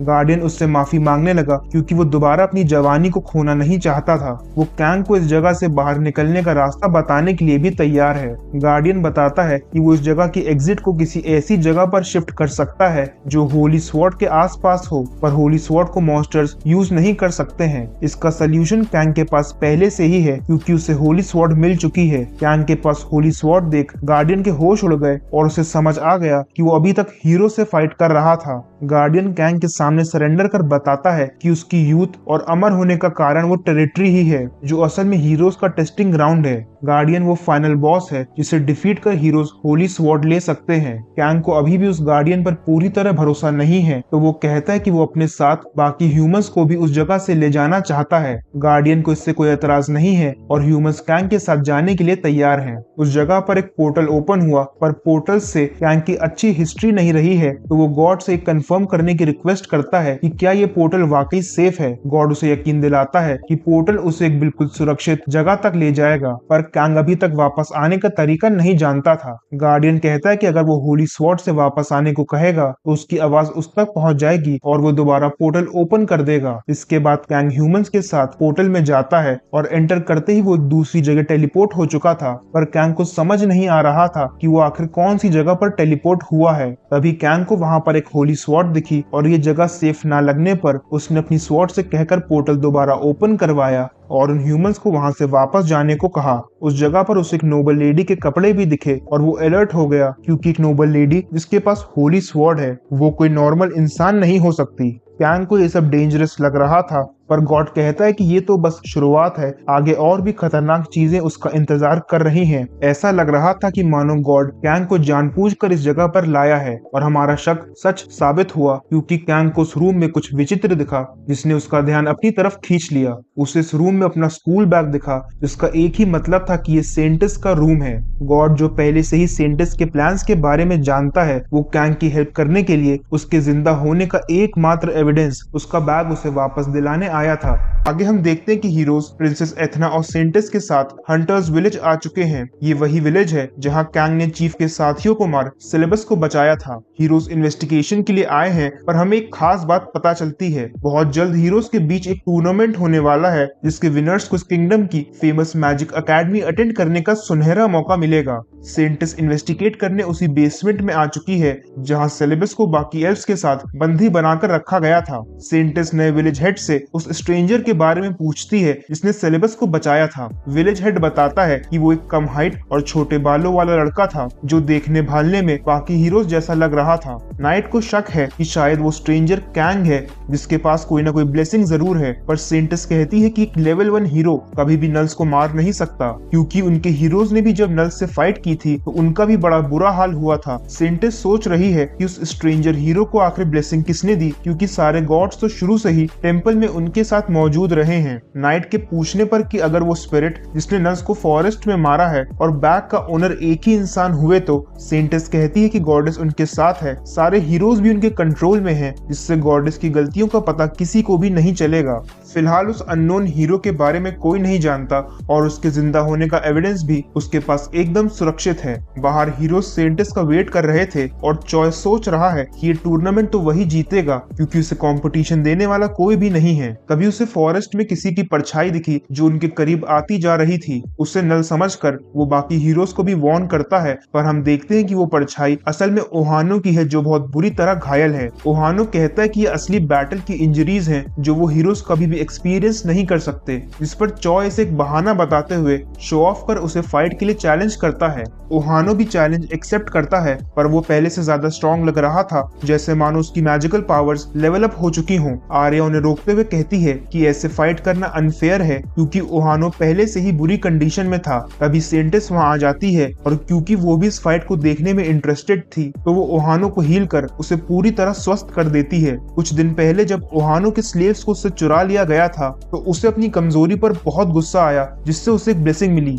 इस ब्लेसिंग का नाम वेंजेंस है, जो उसे बैटल में उसके ओपोनेंट जितना स्ट्रॉन्ग बना देती है। जितने ज्यादा लोगों से वो बदला लेता जाएगा, आगे चलकर वो उतना ही पावरफुल बनेगा। अपनी पावर्स जल्दी बढ़ाने के लिए बैटल में सबसे पावरफुल ओपोनेंट को चुनौती देना जरूरी था और इसीलिए उसने चॉय का चैलेंज एक्सेप्ट किया था। फाइट एक पावरफुल क्लैश के साथ शुरू हुई, जहां दोनों एक दूसरे को बराबर की टक्कर दे रहे थे। ओहानो ने अपनी नई पावर्स का यूज कर एक बड़ा फायरबॉल क्रिएट किया, जिससे उसने चॉय पर अटैक कर दिया। चॉय भी अपनी अनगिनत ब्लेसिंग्स का यूज कर आसानी से उसके अटैक्स को डॉज करते हुए उसके करीब पहुंच जाता है। ओहानो के अटैक्स का उस पर कोई भी प्रभाव नहीं हो रहा था। चॉय ने ओहानो को डिफीट करने के लिए जैसे ही उस पर फाइनल अटैक किया, ओहानो की स्पेशल ब्लेसिंग अपने आप एक्टिवेट हो गई और वहां एक बड़ा इलेक्ट्रिकल एक्सप्लोजन हुआ। ये एक्सप्लोजन बहुत ज्यादा पावरफुल था, जिससे चॉय और ओहानो दोनों बुरी तरह घायल होकर बेहोश हो गए और उनकी बैटल ड्रॉ हो गई। वहीं दूसरी तरफ कैंग भी सिटी में वापस आ चुका है, जहां वो डीमन को देखकर हैरान है, क्योंकि डीमन ने कहा था कि वो उसके आने से पहले ही सिटी छोड़कर चला जाएगा। डीमन बताता है कि वो सिटी से इसीलिए नहीं निकल पाया क्योंकि प्रिंस एल्सिस स्वॉर्ड मास्टर इस समय सिटी में आए हुए हैं।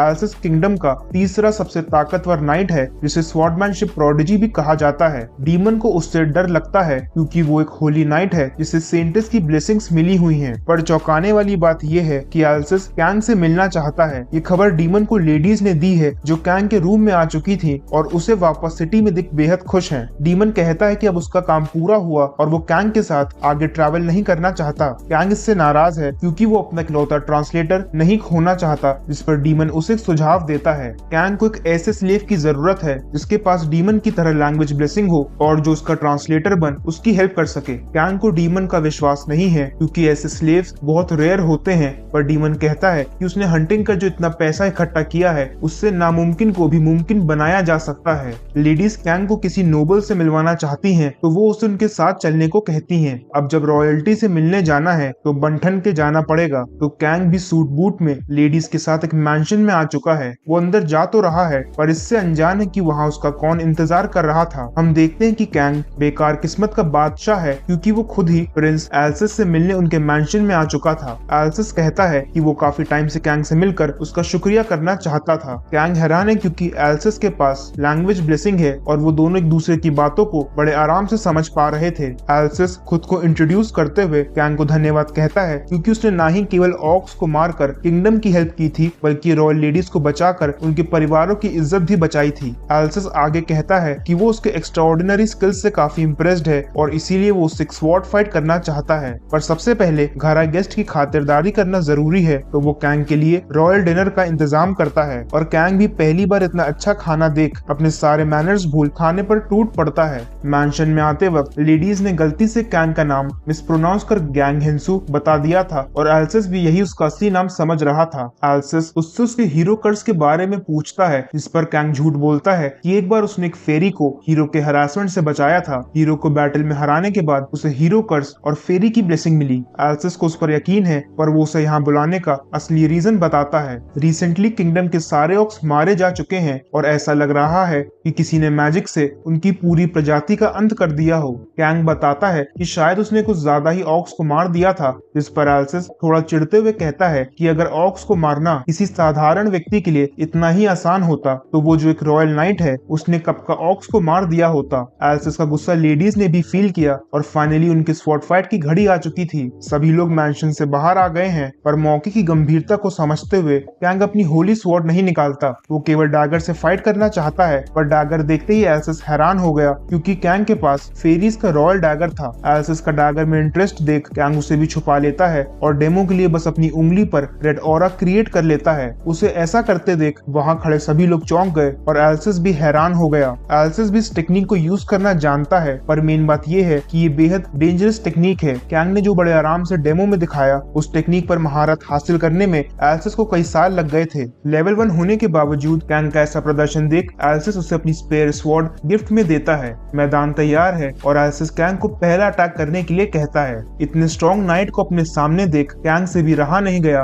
और उसने अपनी पूरी पावर को आजमाने का सोचा। कैंग ने अपनी आउटसाइडर और फेरी ब्लेसिंग को साथ में एक्टिवेट किया, जिससे एक पावरफुल रेड एनर्जी क्रिएट होने लगी। उस ऑरा ने कैंग को कवर कर लिया और कैंग ने अपनी पूरी पावर से एल्सिस पर अटैक किया। एक विशाल रेड फोर्स क्रिएट हुई और इस अटैक की पावर को एल्सिस की गिफ्टेड स्वॉर्ड भी झेल न सकी। कैंग घबरा गया और मौका देखते ही मैंशन से भाग निकला, पर एक और स्वॉर्ड भी कैंग की पावर से टूट गई थी। किंगडम का तीसरा सबसे पावरफुल नाइट एल्सिस भी कैंग के सामने टिक न सका और उसकी पावर्स का स्वाद चख उसके मन में कैंग के लिए इज्जत बढ़ गई थी। दूसरी तरफ सेंटिस अपने रूम के बाहर खड़ी है, जहाँ की अजीब सिचुएशन देख उसे कुछ भी समझ नहीं आ रहा है। उसके रूम में किसी के जूतों के निशान हैं, इसका मतलब है कि कोई अनजान व्यक्ति उसके रूम में आया था। अंदर जाते ही उसके होश उड़ गए क्योंकि पूरे रूम से केवल एक ही चीज गायब थी। कैंग का बैग, जो गॉडेस की गलतियों का प्रतीक है, वो सेंटिस के रूम से चुराया जा चुका था। ये देख सेंटिस की चिंता बढ़ गई और गॉडेस भी वहां आ गई। बैग चोरी होने की खबर सुन गॉडेस का खून खौल गया, पर क्योंकि वो कैंग की लोकेशन ट्रैक नहीं कर सकती थी तो वो गुस्से में वहां से चली जाती है। परेशान सेंटिस एल्सिस को कांटेक्ट कर ऑक्स की मास किलिंग की इन्वेस्टिगेशन के बारे में पूछती है।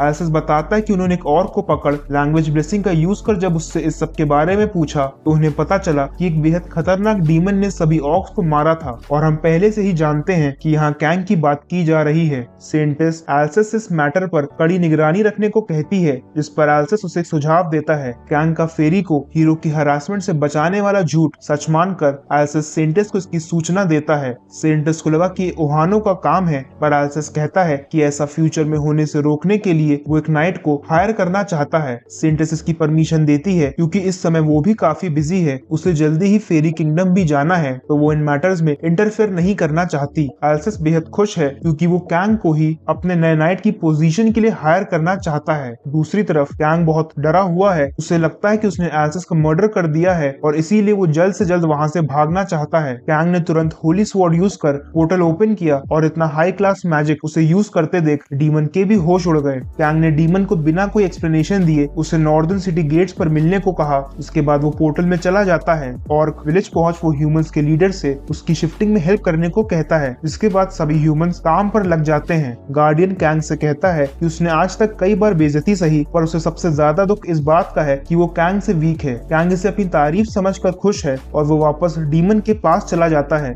डीमन के पास पहुंचने पर कैंग उसे बताता है कि वो इस समय बस सेंटिस से दूर भागना चाहता है, तो डीमन उसे नॉर्थ की तरफ चलने का सुझाव देता है क्योंकि वहां पर वेस्टर्न कॉन्टिनेंट का सबसे बड़ा स्लेव मार्केट है जहां कैंग को लैंग्वेज ब्लेसिंग वाला स्लेव मिल सकता है। स्लेव मार्केट दूर है, पर समय कम होने के कारण कैरेजेस का इंतजार नहीं किया जा सकता था। कैंग डीमन को गोद में उठाकर भागना शुरू करता है और कुछ ही दिनों में वो स्लेव मार्केट पहुंच जाते हैं जहां की चहल पहल देख वहां की पॉपुलैरिटी का अंदाजा लगाया जा सकता था। कैंग स्वॉर्ड से कहकर अपना पैसों वाला बैग मंगवाता है और स्वॉर्ड की एबिलिटी देख डीमन उसमें इंटरेस्ट दिखाने लगता है। उसने कैंग से स्वॉर्ड चेक करने के लिए मांगी, पर स्वॉर्ड पकड़ते ही उसे जोर का झटका लगा क्योंकि वो एक होली स्वॉर्ड है जिसे कोई भी डीमन हाथ नहीं लगा सकता था। आगे बढ़ने पर उन्हें एक स्लेव ओनर अपनी स्लेव को डांटते हुए दिखा, जिस पर कैंग को गुस्सा आया, पर डीमन इसे स्लेव बेचने की टेक्निक बताता है। स्लेव को देखकर ऐसा लग ही नहीं रहा था कि उसे टॉर्चर किया जा रहा है और ओनर स्लेव को सबके सामने इसीलिए डांट रहा था ताकि कमजोर दिल वालों को उस पर दया आ जाए और वो उस स्लेव को ओनर से खरीद लें। इसके बाद डीमन कैंग को एक स्पेशल जगह पर ले जाता है जहां हाई एंड स्लेव्स सेल किए जाते हैं। ये स्लेव्स हायर स्पीशीज के हैं जिन्हें हर कोई खरीद नहीं सकता। वहां पहुंचने पर डीमन बताता है कि उन्हें एक ऐसा स्लेव चाहिए जिसके पास लैंग्वेज ब्लेसिंग हो। कैंग पीछे से कहता है कि स्लेव उसके साथ ट्रैवलिंग करने में भी कंफर्टेबल होना चाहिए। रिसेप्शनिस्ट कहती है कि उनके पास ऐसा स्लेव है और वो उन्हें एक दूसरे रूम में ले जाती है जहां कई स्पीशीज के हाई एंड स्लेव्स मौजूद थे। पावरफुल होने के बाद भी ये स्लेव्स इस फैसिलिटी से भाग नहीं सकते हैं क्योंकि उनके पास स्लेव की ब्लेसिंग या कर्ज था। इस ब्लेसिंग या कर्ज से अगर स्लेव अपने ओनर के ऑर्डर्स को फॉलो करने से मना करता है तो उसे बहुत असहनीय दर्द महसूस होता है। कैंग को उसकी स्लेव से मिलवाया जाता है जो एक हाई लेवल डीमन है। स्लेव का नाम डेओरका है और उसकी स्टेटस विंडो देख कैंग उसे तुरंत खरीद लेता है। इतनी हाई लेवल डीमन को मतलब ही कैंग का स्लेव बनते देख डीमन को उसकी कंडीशन पर दया आ गई, पर एक लो लेवल वीक डीमन को उसकी चिंता करते देख डेओरका उस पर ही भड़क गई। कैंग ने कुछ और स्लेव वर्कर्स को भी छोटे मोटे कामों के लिए परचेज किया था। डीमन कहता है कि वो कैंग के साथ जर्नी कंटिन्यू करना चाहता है। वो अपनी बात पूरी भी नहीं कर पाया कि तभी उस पर किसी ने अटैक किया। कैंग के कई सारे स्लेव्स खरीदने की खबर स्लेव थीव्स को मिल चुकी थी और वो कैंग के स्लेव्स को चुराने आए थे। कैंग उन्हें मजा चखाता है और तब तक गार्ड्स भी वहां आ चुके थे। कैंग इस सब में नहीं फंसना चाहता था तो वो सिटी से बाहर फॉरेस्ट में चला जाता है जहां थोड़ी देर बाद डीमन को भी होश आ चुका था। तभी अचानक कैंग पर डेओरका ने पीछे से अटैक किया जिसे वो डॉज कर उसका हाथ पकड़ लेता है। डेओरका ने कैंग को वीक समझकर उस पर दोबारा अटैक किया, पर अब कैंग भी अपनी पावर्स से उसे जवाब देना चाहता था। उनकी फाइट में डेओरका का एक हाथ डिस्ट्रॉय हो गया, जिससे हैरान होकर उसने कैंग से पूछा कि क्या वो वाकई लेवल 1 है। ये सुनकर कैंग भी अपनी स्लेव को उसके ओनर की पावर्स दिखाने को तैयार है। उसकी और डेओरका की फाइट शुरू हुई और कैंग के मल्टीपल पंचेस से डेओरका घायल होने लगी, पर डेओरका उसे चकमा देते हुए एक पावरफुल पंच करती है जिससे कैंग भी घायल हो जाता है। डेओरका कैंग से कहती है कि वो वो उसे हील कर देगी अगर वो उसे स्लेव कॉन्ट्रैक्ट से फ्री कर उसे जाने देगा। पर डेओर्का नहीं जानती थी कि उसके सामने भी एक मॉन्स्टर खड़ा है। कैंग खुद को हील कर फाइट में वापस आ चुका है और हम देखते हैं कि डेओर्का के पास भी हीलिंग एबिलिटीज हैं। एक और घमासान बैटल शुरू हुई और दोनों अपनी पूरी पावर से एक दूसरे का सामना कर रहे थे। डेओर्का की हीलिंग पावर्स उसे इतना जल्दी हील नहीं कर पा रही थी जितनी तेजी से कैंग उसे घायल कर रहा था। कैंग भी इतने चैलेंजिंग ओपोनेंट से मिलकर बेहद खुश है क्योंकि पहली बार उसे एक हाई लेवल डीमन से फाइट करने का मौका मिल रहा था। तभी डेओर्का ने अपने डीमन विंग्स ओपन किए और कैंग पर एक फाइनल अटैक करने के लिए उड़ान भरी। कैंग भी अब इस फाइट को खत्म करना चाहता है तो वो भी डेओर्का के अटैक के लिए तैयार है। पर डेओर्का की पोजीशन बहुत अजीब थी और कैंग ने कुछ ऐसा देखा जो उसे नहीं देखना चाहिए था। कैंग जब तक अपने होश संभालता तब तक डेओर्का ने उस पर एक पावरफुल किक से अटैक किया, जिसके साथ ही कैंग की पावर्स भी आउट ऑफ कंट्रोल हो गई और वहां एक बड़ा एक्सप्लोजन हुआ जिससे कैंग बेहोश हो गया। थोड़ी देर बाद जब कैंग को होश आया तब उसे रियलाइज हुआ कि वो अपनी गलती की वजह से डेओर्का से हार गया था। पर इस फाइट में डेओर्का के भी कपड़े फट चुके थे तो वो अपने ओनर कैंग से उसे नए कपड़े दिलाने को कहती है। कैंग पोर्टल से एक ड्रेस निकालकर डेओर्का को देता है जिसे पहनकर वो ये दर्शाती है कि उसने फाइनली कैंग को अपना ओनर स्वीकार कर लिया है। अपनी पूरी पावर्स यूज करने के बाद डेओर्का भी एग्जॉशन से बेहोश हो जाती है और कैंग को से उसका ध्यान रखने को कहती है। दूसरी तरफ सेंटेस किसी से ऑक्स और नल्स की मिस्टीरियस किलिंग पर चर्चा करते नजर आ रही है। हम देखते हैं कि काउंसिल वुमन सेलेबस सेंटेस से मिलने आई है और नल फॉरेस्ट की बात सुन उन्हें अपना और कैंग का एनकाउंटर याद आ रहा है। सेंटेस ने सेलेबस को उस इंट्रूडर का पता लगाने के लिए बुलाया है जिसने उसके रूम में घुसकर कैंग का बैग चुरा लिया था। सेलेबस के पास एक स्पेशल स्लाइम है जो इंट्रूडर का पता लगा सकता है। वो दोनों सेंटेस के रूम में ही हैं जहां अभी तक कैंग के जूतों के निशान मौजूद थे। स्लाइम अपनी पावर्स का यूज कर शाइन करने लगता है और सेलेबस रिवील करती है कि वो इंट्रूडर दीवार पर टंगी होली स्वॉर्ड का यूज कर इस रूम से एस्केप कर पाया था। ये जानकर सेंटेस सदमे में आ गई क्योंकि इसका मतलब था कि कल्प्रेट एक हीरो है क्योंकि हीरोज ही होली स्वॉर्ड को यूज कर सकते हैं। सेलेबस का काम पूरा हो चुका था और जाने से पहले वो बताती है कि वो जल्द ही मैजिक अकेडमी ज्वाइन करने वाली है। उसे वॉर में अब कोई इंटरेस्ट नहीं है तो वो प्रोफेसर बन स्टूडेंट्स को गाइड करना चाहती है। आगे हम ओहानो को बेहद खुश देखते हैं। उसमें और चॉय में कई लेवल्स का डिफरेंस होने के बावजूद उनका मैच ड्रॉ हुआ था, जिससे ओहानो खुद को काफी स्ट्रॉन्ग समझने लगा था और अपनी ट्रेनिंग के लिए उसने कई सारे वेपन्स भी ऑर्डर कर लिए हैं। रात में एल्सेस हीरोज को आने वाले टूर्नामेंट की इंफॉर्मेशन दे रहा है।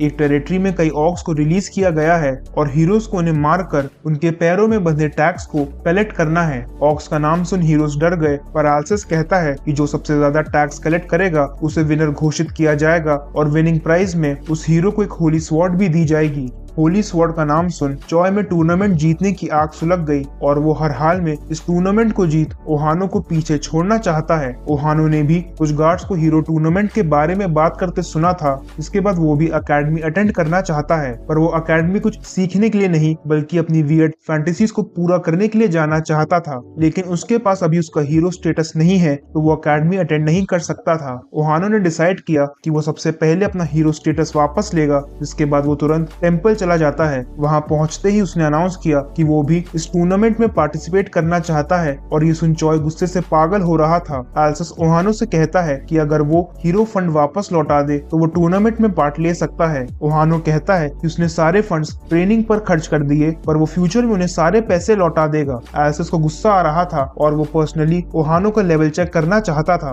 ओहानो भी अपने नए स्किल्स दिखाना चाहता है पर बैटल शुरू होते ही खत्म हो गई और एल्सेस ने ओहानो को एक ही अटैक में धूल चटा दी। इसके बाद एल्सेस उन हीरो से हाथ उठाने को कहता है जो इस टूर्नामेंट में पार्टिसिपेट करना चाहते थे। बताया जा रहा है कि टूर्नामेंट में हीरोज को कोई प्रोटेक्शन नहीं दिया जाएगा, जिसका मतलब है कि वो इस टूर्नामेंट में मारे भी जा सकते हैं। कुछ हीरोज इससे घबराए हुए हैं तो वहीं कुछ बिना समय गवाए बेझिझक हाथ उठा देते हैं। कुछ हीरोज को हिचकिचाते देख एल्सेस उन्हें मोटिवेट करता है पर सेंटेस उसे बीच में ही टोक देती है। वो कहती है कि जो हीरोज पार्टिसिपेट नहीं करना चाहते वो इसी वक्त अपना सामान बांधकर टेम्पल से निकल जाएं, क्योंकि ये टेम्पल केवल बहादुर हीरोज को सपोर्ट करता है और ये कमजोर हीरोज की धर्मशाला नहीं है। ये सुनते ही सारे हीरोज तुरंत पार्टिसिपेट करने के लिए तैयार हो जाते हैं और जो अभी भी डर रहे थे उन्हें टेम्पल से निकाल दिया जाता है। अपने डर पर विजय पाना ही इस टूर्नामेंट का पहला फेज था और बचे हुए हीरोज इस फेज को क्लियर कर चुके थे। दूसरी तरफ हम कैंग को डेओर्का के साथ ट्रैवल करते देख रहे हैं। डीमन उनसे अलग हो चुका है क्योंकि इतने पावरफुल लोगों के बीच उसे बार बार अपनी कमजोरी का एहसास हो रहा था और स्ट्रॉन्ग बनने के लिए वो उनसे अलग ट्रेनिंग पर निकल जाता है। कैंग और डिओरका को साथ देख गॉड को अच्छा नहीं लग रहा था, तो वो कैंग को छोड़ वहाँ से चला जाता है। गॉड सीधे टेंपल में आ गया, जहाँ उसे सारे इवेंट्स के बारे में पता चलता है। टूर्नामेंट का विनिंग प्राइज होली स्वॉर्ड है, पर चैंपियंस को मैजिक अकेडमी ज्वाइन करने का मौका दिया जाएगा। ये जानकर गॉड वहाँ से निकल वापस कैंग के पास आ गया, जो एक होटल में रुका हुआ है, जहाँ डिओरका रेस्ट कर रही थी। गॉड कैंग से अकेडमी ज्वाइन करने की जिद करने लगा, पर कैंग के दिमाग में अभी कुछ और ही चल रहा था। कैंग सिटी छोड़ने से पहले उन स्लेव थीव्स को सबक सिखाना चाहता है, जिन्होंने लास्ट टाइम उस पर अटैक किया था। कैंग ने गॉड से कहा कि अगर वो उसकी हेल्प करेगा तो वो भी अकेडमी जाने के बारे में सोचेगा। गॉड के पूछने पर कि उसे क्या हेल्प चाहिए, कैंग कहता है कि उसे मछली फंसाने के लिए चारे की जरूरत है, क्योंकि डिओरका भी बेहोश है। तो अगले दिन गॉड ने कैंग का ट्रांसलेटर बन उसकी स्लेव्स खरीदने में मदद की। इतने सारे स्लेव्स को देख चोर भी आ गए, जो कैंग के बिछाए जाल में फंस चुके थे। ये स्लेव्स कैंग ने उन चोरों को बाहर लाने के लिए ही खरीदे थे। चोरों का लीडर भी वहाँ आ चुका है, पर गॉड कैंग से ये सब जल्दी निपटाने को कहता है। कैंग अपनी पावर्स का यूज कर कुछ ही देर में सारे चोरों की धुलाई कर देता है। लीडर ने जब वहाँ से भागने की कोशिश की तो कैंग ने उसकी भी रीढ़ की हड्डी तोड़ दी। इसके बाद कैंग ने चोरों को गार्ड्स के हवाले कर दिया और स्लाइम्स उस जगह को साफ करने लगे, पर वो उन बोन्स को नहीं खा रहे थे जो चोरों के पास से मिले थे। ये बोन्स असल में रेयर इंग्रेडिएंट्स हैं, जिन्हें स्लाइम्स नहीं खाते। गॉड ने फिर से अकेडमी जाने की जिद पकड़ ली, पर कैंग उसे इग्नोर कर रहा था। तभी एक नाइट कैंग के पास आकर उससे कुछ कहता है जो वो समझ नहीं पा रहा था। कैंग के कहने से पहले ही गॉड ट्रांसलेशन शुरू कर देता है। वो नाइट कैंग से उन बोन्स को खरीद अपने बेटे को गिफ्ट करना चाहता है, जो जल्दी ही अकेडमी ज्वाइन करने वाला था। गॉड के बार बार जिद करने पर कैंग नाइट से कहता है कि बोन्स देने के लिए उसकी एक शर्त है। वो बोन्स के बदले पैसे नहीं चाहता, बल्कि अकेडमी ज्वाइन करना चाहता है, पर नाइट इसे साफ इनकार कर देता है। अपने प्लान्स को फेल होते देख गॉड गुस्से में जमीन पर पैर पटक रहा था। तभी डिओरका भी वहां आ जाती है और एक हाई लेवल डीमन को सिटी में घूमते देख नाइट उससे फाइट करने को तैयार हो जाता है। गॉड कैंग को नाइट से नेगोशिएट करने को कहता है, पर बात आगे ना बढ़ते देख गॉड का भी पेशेंस खत्म हो रहा था। गॉड ने एक दूसरा तरीका सोचा और वो वहां से गायब हो गया। तभी उस एरिया में एक डेडली प्रेशर फील हुआ और हम देखते हैं कि एक खतरनाक लेजेंडरी ड्रैगन उस सिटी में आ चुका है। वो उस सिटी के ऊपर उड़ते हुए चेतावनी दे रहा है कि इस बार उसके कहर से उन्हें कोई भी नहीं बचा पाएगा। तभी कुछ बहुत विचित्र हुआ और ड्रैगन को आभास हुआ कि उसका लेवल रीसेट होकर लेवल 1 हो चुका है। ड्रैगन घबरा गया और सोचने लगा कि ऐसा कैसे हो सकता है, कौन है जिसमें ड्रैगन को भी पावरलेस करने की शक्ति है। कैंग सब समझ चुका था, क्योंकि ड्रैगन के साथ ऐसा करने वाला और कोई नहीं बल्कि उसका अपना चहेता गॉड है, जो ये सब किसी बड़े रीजन से कर रहा था। लास्ट पार्ट में हमने देखा कि गॉड के कई प्रयासों के बाद भी जब कैंग के अकेडमी जाने के सारे रास्ते बंद होते दिखे, तब गॉड पहली बार अपनी पावर्स यूज करने पर मजबूर हो गया। सिटी में खतरनाक ड्रैगन अपना कहर बरसाने आ गया था, पर हैरानी की बात ये थी कि उसके लेवल्स रीसेट हो गए थे। कैंग के गॉड ने ही उस ड्रैगन को पावरलेस बना दिया था, जिससे बौखलाया ड्रैगन पूरे शहर में कोहराम मचा रहा था। नाइट लोगों को बचाने के लिए अकेले ही ड्रैगन से फाइट करने चला जाता है, पर गॉड कैंग से कहता है कि उसे अपने स्किल्स से ड्रैगन का अंत कर देना चाहिए। गॉड ने ड्रैगन को रिसरेक्ट इसीलिए किया ताकि कैंग नाइट के सामने उसे मारकर शक्ति प्रदर्शन कर सके। इससे नाइट इम्प्रेस हो जाएगा और सिटी को बचाने के लिए कैंग को इनाम में अकेडमी जाने की परमिशन भी मिल जाएगी। कैंग गॉड की बात मान अपनी होली स्वॉर्ड निकाल बैटल ज्वाइन करने का डिसीजन लेता है। दूसरी तरफ गार्ड्स ड्रैगन को रोकने का हर संभव प्रयास कर रहे थे, पर ड्रैगन अभी भी इतना वीक नहीं था कि उनके अटैक्स का सामना न कर पाए। ड्रैगन ने अपनी फायर ब्रेथ से सभी गार्ड्स पर अटैक किया, पर नाइट ने सही टाइम पर पहुंच उसकी फायर ब्रेथ को ब्लॉक कर दिया। नाइट भी काफी पावरफुल है और उसे देख कैंग को भी खुद पर भरोसा हो गया कि वो भी ड्रैगन से फाइट कर सकता है। कैंग ने डिओरका को कुछ सेकंड्स के लिए ड्रैगन का ध्यान भटकाने को कहा, क्योंकि वो अपना अटैक प्रिपेयर करना चाहता था। डिओरका भी उसके ऑर्डर्स फॉलो कर ड्रैगन से फाइट करने पहुंच गई। ड्रैगन का पूरा ध्यान अब डिओरका पर है और उनकी बैटल शुरू हो चुकी है। डिओरका के मैजिक अटैक से ड्रैगन घायल तो हुआ, पर उसकी फ्लेम्स का सामना कर पाना डिओरका के लिए भी मुश्किल हो रहा था। दूसरी तरफ कैंग ने अपनी सारी ब्लेसिंग्स को कंबाइन कर पावर अप किया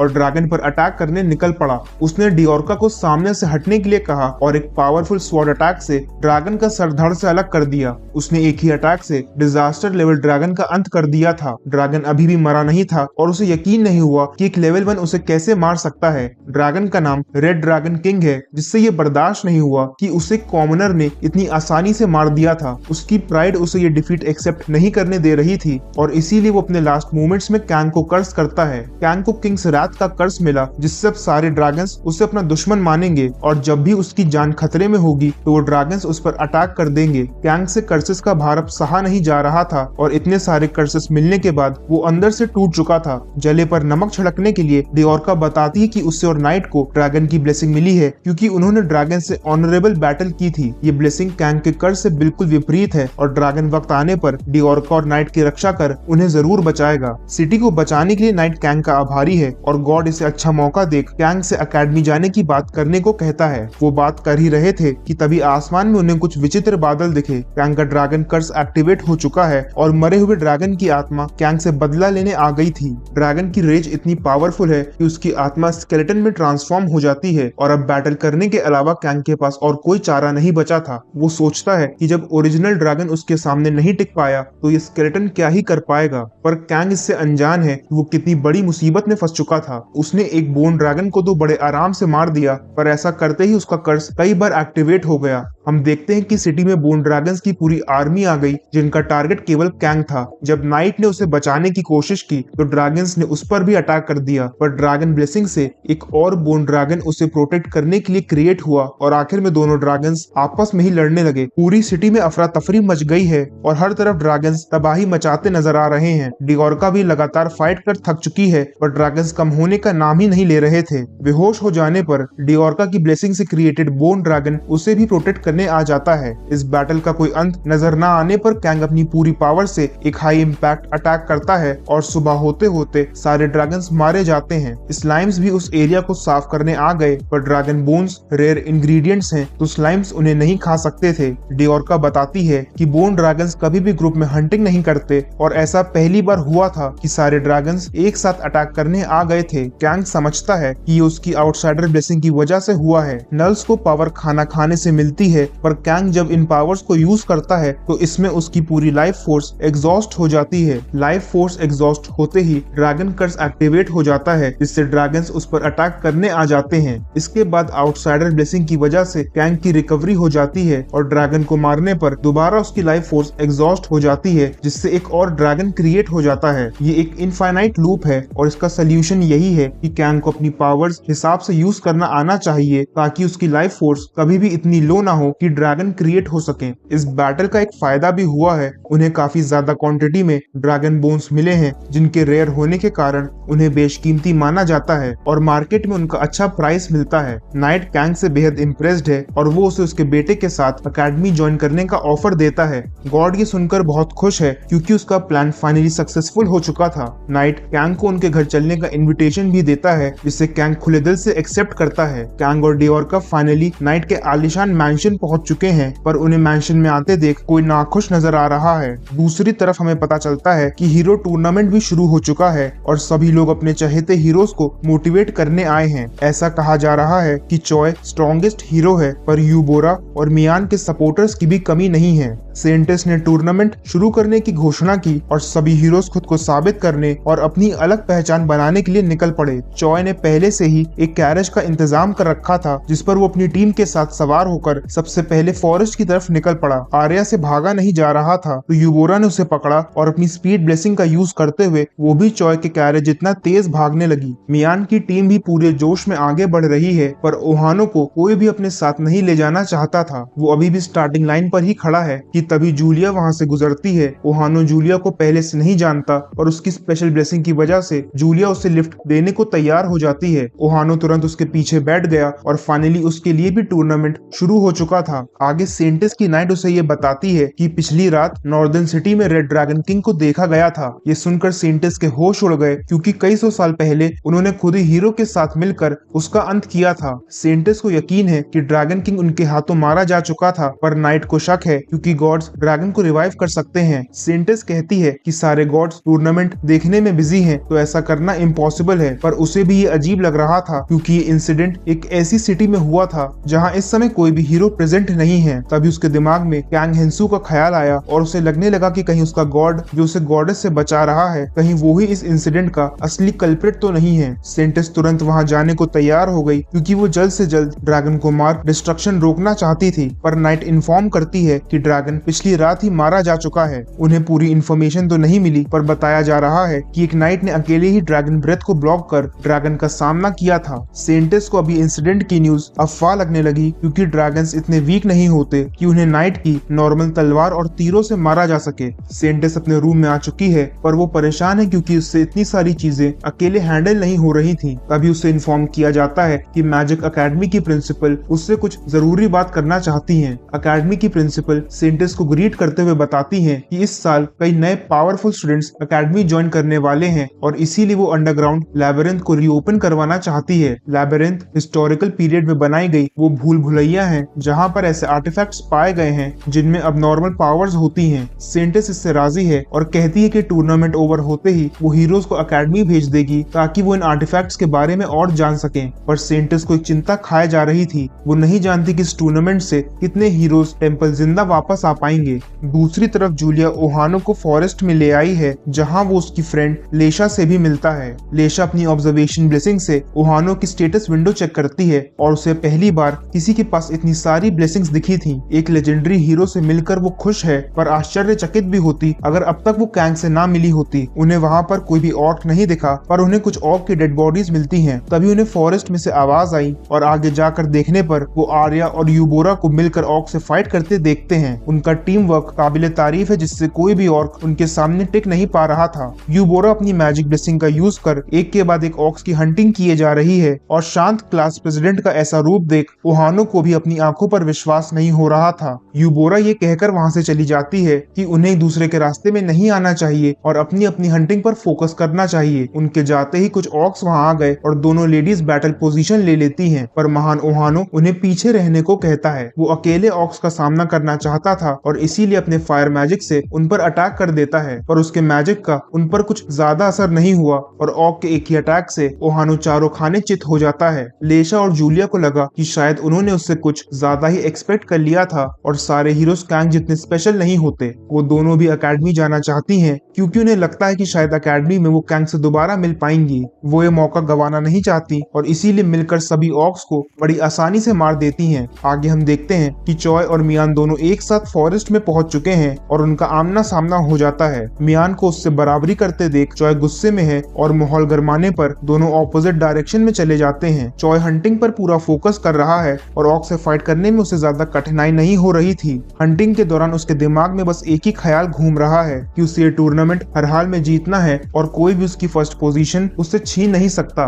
इधर मियान की टीम को कई ऑर्क्स ने घेर लिया था। मियान भी ऑर्क्स के बीच फंस चुकी है क्योंकि उसकी चार्म ब्लेसिंग से ऑर्क्स उसकी तरफ अट्रैक्ट हो रहे थे। एक हीरो से बचाने की कोशिश करता है पर अपना एक हाथ खो देने के कारण वो कुछ भी नहीं कर पा रहा था। मियान को जब पकड़ लिया गया तो उसके टीम मेंबर्स उसे बिट्रे कर देते हैं। वो कहते हैं कि वो उसके लिए अपनी जान नहीं दे सकते पर वो जो ऑर्क्स का ध्यान खींचने में सक्षम है उन सबकी जान बचा सकती है। इस धोखे से मियान सदमे में है पर वो तब भी उन सबको बचाने के लिए अपनी ब्लेसिंग का यूज कर ऑर्क्स का ध्यान खींचती है। जो हीरो इंजर्ड है उससे ये सब देखा नहीं जा रहा था पर अपनी हालत की वजह से वो मियान को बचाने में असमर्थ है। सारे ऑर्क्स मियान के पीछे भागने लगे और उन्होंने जल्दी ही उसे पकड़ लिया। मियान को लगा कि उसका आखिरी समय है और वो आंखें बंद कर अपने मॉम डैड को याद करने लगती है। जब उसने आंखें खोली तो वो देखती है कि इंजर्ड हीरो बाइक इल्मन उसके सामने है। इसी तरह उसकी रिकवरी हो गई थी और उसका हाथ पहले जैसा हो गया था। पर हैरानी की बात यह है कि उस एरिया के सारे ऑर्क्स और उनके टीम मेंबर्स मारे जा चुके थे। बाइक मियान को सेफ देख खुश है पर एग्जॉशन की वजह से वो बेहोश हो जाता है। ये देखकर सारे गॉड्स की आंखें भर आईं पर एक डीमन गॉड उसके और बाइक के बीच जल्दबाजी में हुए इस कॉन्ट्रैक्ट से बेहद खुश है। बाकी हीरोज भी डर डर कर हंटिंग कर रहे थे कि तभी चॉय की टीम मेंबर उन्हें बताती है क्लास प्रेसिडेंट यूबोरा उनके वर्ल्ड की तरह इस वर्ल्ड में भी फर्स्ट पोजीशन पर चल रही है। अगर ऐसा ही चलता रहा तो इस वर्ल्ड में भी वो यूबोरा से पीछे रह जाएंगे। अगर वो ऐसा नहीं चाहते तो उन्हें चॉय की हेल्प करनी होगी जिससे वो यूबोरा को फर्स्ट आने से रोक सकते हैं। दूसरी तरफ कैंग नाइट के मैंशन में उसकी सेवा सत्कार का आनंद उठा रहा था। नाइट ने कैंग को उनके बड़े बेटे के साथ अकेडमी अटेंड करने को कहा है। छोटे बेटे के पास पहले से ही एक पार्टनर है पर बड़ा बेटा अकेडमी ड्रॉप आउट है। मतलब कैंग को नाइट के कमजोर और डरपोक बेटे के केयरटेकर के रूप में अकेडमी भेजा जा रहा है। कैंग इससे खुश नहीं है पर डेओरका ट्रांसलेट करते हुए कह देती है कि कैंग उनके बेटे का खास दोस्त और पावरफुल पार्टनर बन अकेडमी जाने को तैयार है। कैंग डेओरका की इस मनमर्जी से नाराज है पर नाइट का दिल रखने के लिए वो तैयार हो जाता है। कैंग का डिसीजन सुन नाइट और उसकी वाइफ को ऐसा लगा जैसे बरसों बाद खुशियों ने दोबारा उनके दरवाजे पर दस्तक दी हो। डेओर्का अपने शब्दों को कैंग के शब्द बताकर कहती है कि कैंग उनके उस डरपोक बेटे से मिलना चाहता है जो घर आए गेस्ट से मिलने के बजाय अपने कमरे में छुपा बैठा है। ये सुन नाइट और उसकी वाइफ दोबारा रोने लगते हैं और उन्हें काफी समझाने बुझाने के बाद कैंग भी अपने रूम में आ जाता है। जब उसने डेओर्का से अकेडमी के बारे में पूछा तो डेओर्का बताती है कि उन 4 अकेडमीज में से एक है जिन्हें ह्यूमंस ने मॉन्स्टर्स और डीमंस को अपोज करने के लिए बनाया था। यहाँ के स्टूडेंट्स को मॉन्स्टर्स से फाइट करने की ट्रेनिंग दी जाती है और उसके बाद भी वो कुछ ज्यादा स्ट्रॉन्ग नहीं बन पाते और इसीलिए अकेडमी अब षड्यंत्रकारी ग्रुप्स का ठिकाना बन चुकी है। तभी नाइट का बड़ा बेटा कैंग के रूम में बवंडर की तरह आ जाता है। वो कैंग से लड़ने आया है क्योंकि उसकी वजह से उसके पेरेंट्स का रो रो कर बुरा हाल हो चुका है। उस लड़के की बातें समझने के लिए कैंग को कोई ट्रांसलेशन की जरूरत नहीं थी क्योंकि उसके हाव भाव ही सब बयां कर रहे थे। अब क्योंकि नाइट ने उसकी जिम्मेदारी कैंग को दी है और कैंग जो खुद भी एक अच्छा बेटा है, वो उस लड़के में अपने कुछ संस्कार ट्रांसफर करने की सोचता है और इसीलिए कैंग ने उस लड़के की धुलाई शुरू की। वो उसे ये समझाना चाहता था कि उसके पेरेंट्स ये सब उसकी भलाई के लिए कर रहे हैं तो उसे एक अच्छा बेटा बन उनका सपोर्ट करना चाहिए। कैंग जो खुद अपनी फैमिली से दूर हो चुका था, उसे इतनी केयरिंग फैमिली के बिगड़े बेटे को देख गुस्सा आ गया और भावनाओं में बहकर उसने उसे कुछ ज्यादा ही मार दिया। वो लड़का डरकर वहाँ से भागने लगा पर डेओर्का ने मैजिक अटैक से उसे बेहोश कर दिया। उसकी कंडीशन देख सभी घबरा गए और हीलर ने उसका ट्रीटमेंट शुरू किया। शरीर में जान आते ही वो फिर से कैंग पर भड़क गया पर इस बार कैंग ने ड्रैगन कर्स को एक्टिवेट किया जिससे एक बोन ड्रैगन क्रिएट हुआ और उसने कैंग को निगल लिया। कैंग ने पावर्स का डिफरेंस समझाते हुए उस बोन ड्रैगन को तोड़ दिया और इतना पावरफुल ह्यूमन देख वो लड़का भी सहम गया। अगले दिन वो सभी अकेडमी के लिए निकल जाते हैं। एक हाई लेवल डीमन होने के बावजूद डेओर्का अकेडमी में अलाउड है क्योंकि वो कैंग की स्लेव है और स्लेव्स ओनर की प्रॉपर्टी माने जाते हैं। रास्ते में कैंग को एक साइन बोर्ड दिखा जिसे ट्रांसलेट कर डेओर्का बताती है कि वो सकरवॉट्स सिटी में एंटर कर चुके हैं। जैसे जैसे अकेडमी पास आते जा रही थी वैसे वैसे बड़े बेटे की दिल की धड़कनें भी बढ़ती चली जा रही थी और वो डर से कांप रहा था। अकेडमी की सुरक्षा व्यवस्था देख कैंग को लगा कि वो किसी अकेडमी में नहीं बल्कि एक फोर्ट्रेस सिटी में आ चुका है। नाइट का छोटा बेटा और उसकी पार्टनर सेलेरोना भी कैंग से इंटरैक्ट करते हैं और बातें करते करते वो फाइनली अकेडमी पहुंच चुके थे। कैंग ने फिजिकल टेस्ट पहले ही क्लियर कर लिए थे और काउंसलिंग रूम में काउंसलर उसकी फेरी ब्लेसिंग देखकर उसका एडमिशन भी एक्सेप्ट कर लेता है। बाहर आने पर कैंग हॉस्टल जाना चाहता है पर गॉड की जिद करने पर वो एक स्टैचू को देखने चला जाता है। गॉड उस स्टैचू को देख खुशी से झूमने लगता है और तभी नाइट का छोटा बेटा और सेलेरोना वहां आकर कैंग को बताते हैं कि ये हीरो पेडोनिकस का स्टैचू है जिसे हीरो का राइवल कहा जाता है। पेडोनिकस भी इसी अकेडमी से था और उसे पुराने समय में किसी और वर्ल्ड से समन किया गया था। गॉड की उत्सुकता देख कैंग को शक होने लगा और वो इसके बारे में प्राइवेटली इन्वेस्टिगेट करना चाहता था। तभी एक एरोगेंट सीनियर वहां आ जाता है और कैंग से स्टैचू पर बैनर लगाने को कहता है। बैनर के बारे में पूछने पर सीनियर गुस्सा हो गया क्योंकि ये बैनर असल में हीरोज को वेलकम करने के लिए लगाया जा रहा था। मतलब ये वही अकेडमी है जहां हीरोज फ्यूचर में एडमिशन लेने वाले हैं। कैंग को समझ आ गया कि गॉड ने उसके साथ कितना बड़ा खेल खेला है। गॉड उसे उसी अकेडमी में ले आया था जहां कुछ टाइम बाद हीरोज भी आने वाले थे। गॉड कैंग को दिलासा देता है कि सब कुछ ठीक हो जाएगा और उसके रहते उसे परेशान होने की जरूरत नहीं है। बैनर लगाने के बाद सीनियर एरोगेंटली कैंग को वहां से जाने के लिए कहता है। कैंग सीनियर की बातों को ना समझ पाने की एक्टिंग करने लगा जिस पर सीनियर भड़क गया और वो कैंग को अकेडमी के एक ऐसे हिस्से पर ले आया जहां सीनियर्स अक्सर अपनी मनमानी किया करते थे। यहाँ पर ना ही फैकल्टी आती है और ना ही किसी सर्वेलियंस का इंतजाम है। मतलब कैंग भी यहाँ अपनी मनमानी कर सकता है। उसने सीनियर का गला पकड़ पोर्टल में से हथौड़ा मंगवाया और उसी हथौड़े से सीनियर को पीटना शुरू किया। एक और सीनियर जब उसे रोकने आई तो कैंग ने उस पर भी कोई रहम नहीं दिखाया। सीनियर्स को मजा चखाने के बाद कैंग वापस अपने रूम में आ जाता है जहाँ डेओर्का स्ट्रेचिंग कर रही थी। कैंग उसे उसके साथ चलने को कहता है क्योंकि वो रात के अंधेरे और शांति में अकेडमी एक्सप्लोर कर वहाँ के राज जानना चाहता था। कैंग और डेओर्का एक बार में जाते हैं जहाँ सीनियर्स अक्सर हैंग आउट किया करते थे। वहाँ उसने एक सीनियर को रिश्वत दी क्योंकि उसे पता चला था कि वो उनकी अकेडमी में चुपके से एंट्री करवा सकता है। इस व्यक्ति के बारे में कैंग को उन दोनों सीनियर्स ने बताया था जो सुबह सुबह ही उसके नए दोस्त बने थे। सीनियर को पैसों से ज्यादा डेओर्का में इंटरेस्ट है और वो कैंग से उसे वहीं छोड़कर जाने को कहता है। ये सुनते ही डेओर्का ने उस सीनियर को उसकी औकात याद दिला दी। जब बाकी लोगों ने उस पर अटैक करने की कोशिश की तो डेओर्का ने उन्हें भी उनकी भाषा में समझा दिया। ये प्लान फेल होने पर कैंग एक दूसरा तरीका सोचता है। अकेडमी में परफॉर्मेंस असेसमेंट के लिए सीनियर्स नाइट ड्यूटी किया करते हैं और कैंग ने ऐसे ही एक सीनियर पर अटैक कर अकेडमी में एंट्री ले ली थी। कैंग ने उसका केप भी ले लिया जिससे अब उससे कोई आइडेंटिफाई नहीं कर सकता था। कैंग अकेडमी में उस स्टैचू के बारे में जानने आया था जिसे देख गॉड की खुशी का कोई ठिकाना नहीं था। डेओर्का बताती है कि ये पेडोनिकस का स्टैचू है जिसे हीरो का कंपेनियन कहा जाता है, पर पेडोनिकस ने असल में वेम्पायर इंस्पायर बन हीरो की गर्लफ्रेंड को किडनैप कर लिया था। गॉड ने कैंग से कहा था कि उस स्टैचू के पास कोई हिंट मिलेगी, जिस पर डिओरका बताती है कि पेडोनिकस के सामने उसी वुमेन नाइट का स्टैचू है जिसे उसने किडनैप किया था। पेडोनिकस का स्टैचू हमेशा नाइट की तरफ देखता है, पर वुमेन नाइट का स्टैचू दूसरी डायरेक्शन में पॉइंट कर रहा था। वो दोनों वुमेन नाइट के स्टैचू का डायरेक्शन फॉलो करते हैं, जिसके बाद उन्हें एक मैप दिखता है। मैप एक एरिया की लोकेशन बता रहा था जो लेक के पास है। डिओरका एक पुरानी कहानी बताती है कि एक बार एक जलपरी पेडोनिकस का इंतजार करते करते स्टैचू में बदल गई थी। कैंग को इस पर विश्वास नहीं है, पर थोड़ी दूर जाने पर उन्हें सच में जलपरी का स्टैचू नजर आता है जो पेडोनिकस की तरफ ही पॉइंट कर रहा था। क्योंकि जलपरी का फेस नीचे की तरफ है तो कैंग वहां पर कुछ ढूंढने लगता है। तभी उसका हाथ ग्लो करने लगा और उसकी उंगली पर एक मैजिकल रिंग अपीयर हो गई। इस रिंग से कैंग को फॉरगिवनेस की ब्लेसिंग मिली। इस ब्लेसिंग से कैंग का खुशहाल चेहरा लोगों को उसके प्रति अपनी फीलिंग्स कन्फेस करने पर मजबूर कर देगा और उसका दुखी चेहरा देख लोग उसे उसकी सभी गलतियों के लिए माफ कर देंगे। कैंग फाइनली इतने टाइम बाद एक ब्लेसिंग पाकर खुश है, पर गॉड उसकी नई ब्लेसिंग से नाराज नजर आ रहा था क्योंकि वो कैंग की जिंदगी में जरा सा भी कंफर्ट नहीं देखना चाहता है। थोड़ी ही देर में कुछ प्रोफेसर्स कैंग को वहां पकड़ लेते हैं। वो एक रिस्ट्रिक्टेड एरिया में था और उसके साथ एक हाई लेवल डीमन को देख वहां का माहौल गरमाने लगा। कैंग अपनी नई फॉरगिवनेस ब्लेसिंग का यूज करते हुए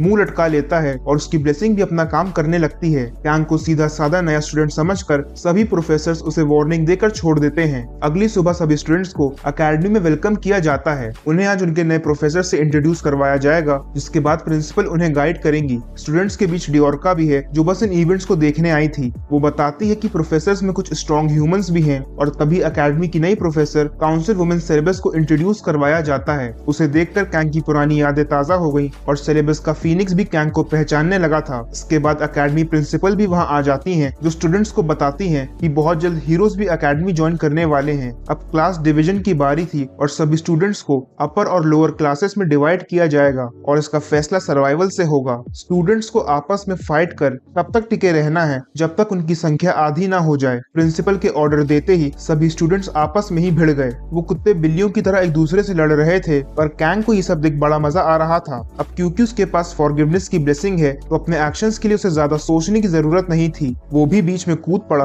और ऐसा लग रहा था कि मानो शेर जंगल के छोटे मोटे जानवरों के शिकार पर निकला हो। नाइट का बड़ा बेटा अपर क्लास में नहीं जाना चाहता था और इसीलिए वो बेहोश होने की एक्टिंग करने लगता है। इसके बाद सभी अपर क्लास स्टूडेंट्स को वेलकम कर बताया जाता है कि अगर उनके ग्रेड्स सेटिस्फैक्टरी नहीं रहे तो उन्हें मिडिल क्लास में ट्रांसफर कर दिया जाएगा। अकेडमी के 2 कोर्सेस हैं, नाइट और मेज। स्टूडेंट्स अपने स्किल्स के हिसाब से इनमें से एक कोर्स को चूज कर सकते हैं, जिसके बाद उन्हें उसी पर्टिकुलर कोर्स के सब्जेक्ट्स पढ़ाए जाएंगे। अपर क्लास का प्रेसिडेंट प्रिंस रीजल है जो एक रॉयल फैमिली से बिलोंग करता है। क्लास प्रेसिडेंट के बारे में जानकर कैंग को यूबोरा का ख्याल आया और दूसरी तरफ हम देखते हैं कि हीरोज का टूर्नामेंट भी ओवर हो चुका है। टूर्नामेंट के रिजल्ट से सेंटिस भी हैरान है क्योंकि यूबोरा फर्स्ट नहीं आई थी। रिजल्ट्स अनाउंस करने का टाइम आ चुका है, जिसका सभी हीरोज और उनके सपोर्टर्स बेसब्री से इंतजार कर रहे थे। इस टूर्नामेंट का विजेता चॉय है, जिसे इनाम में होली स्वॉर्ड दी जाती है। सेंटिस चॉय से कहती है कि ये स्वॉर्ड उसकी स्ट्रॉन्ग बनने में हेल्प करेगी। सेंटिस उसे स्वॉर्ड उठाकर मैं पावरफुल बनना चाहता हूँ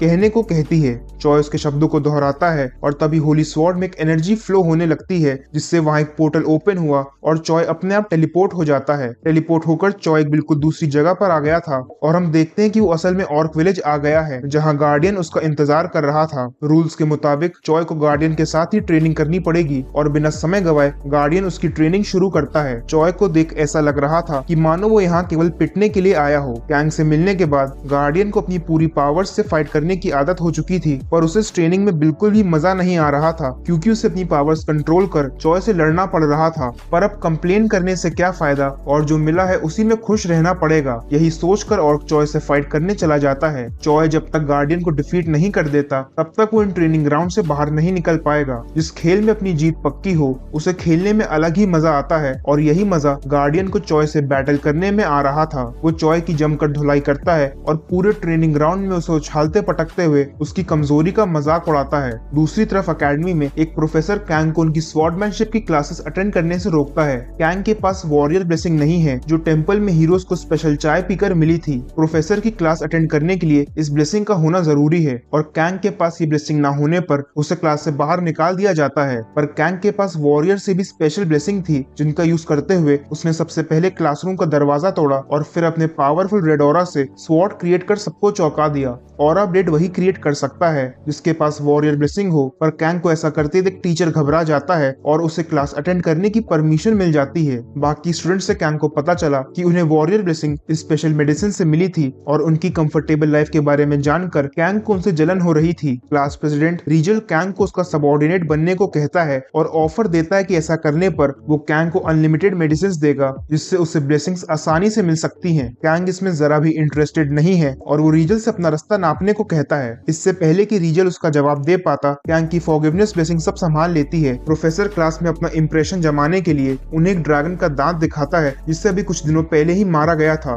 ड्रैगन का दांत देख कैंग को खुद पर गर्व महसूस हुआ और उसे दुनिया बेहद छोटी लगने लगी क्योंकि ये उसी रेड ड्रैगन किंग का दांत है जिसे कैंग ने मारा था। क्लास ओवर होने के बाद कुछ स्टूडेंट्स कैंग से मिलने आते हैं। ये वही स्टूडेंट्स हैं जिन्हें एंट्रेंस सेरेमनी में कैंग ने मारकर लोअर क्लास में भेजा था। वो कैंग को अकेले मिलने बुलाते हैं और वो तुरंत उनके साथ चला जाता है क्योंकि वो पहले से ही बोर हो रहा था। हम देखते हैं कि स्टूडेंट्स का एक ग्रुप कैंग का पहले से ही इंतजार कर रहा है और उन्होंने उसके मुंह बोले दोस्त नाइट के बड़े बेटे को काफी बुरी तरह मारा भी है। कैंग को गुस्सा और हंसी दोनों आई। हंसी नाइट के बेटे की बेवकूफी पर जो ये सोचकर लोअर क्लास में गया था कि वहाँ उसका बुली से पाला नहीं पड़ेगा, और गुस्सा उन बुलीज पर क्योंकि उन्होंने किसी ऐसे को चोट पहुंचाई थी जिसकी जिम्मेदारी कैंग को सौंपी गई है। कैंग ने पोर्टल में से एक बोन निकाला और एक स्टूडेंट उसके हाथ में बोन देख उसका मजाक उड़ाने लगता है। तभी कैंग ने उस पर बोन से अटैक किया और वो हवा को चीरते हुए पीछे जा गिरा। कैंग कहता है आज की उसकी सारी क्लासेस ओवर हो चुकी हैं और इसीलिए वो उन सभी के साथ क्वालिटी टाइम स्पेंड करना चाहता है। लीडर को समझ नहीं आ रहा था कि उसके दोस्त जो किंगडम के एलीट और टैलेंटेड स्टूडेंट्स में गिने जाते हैं,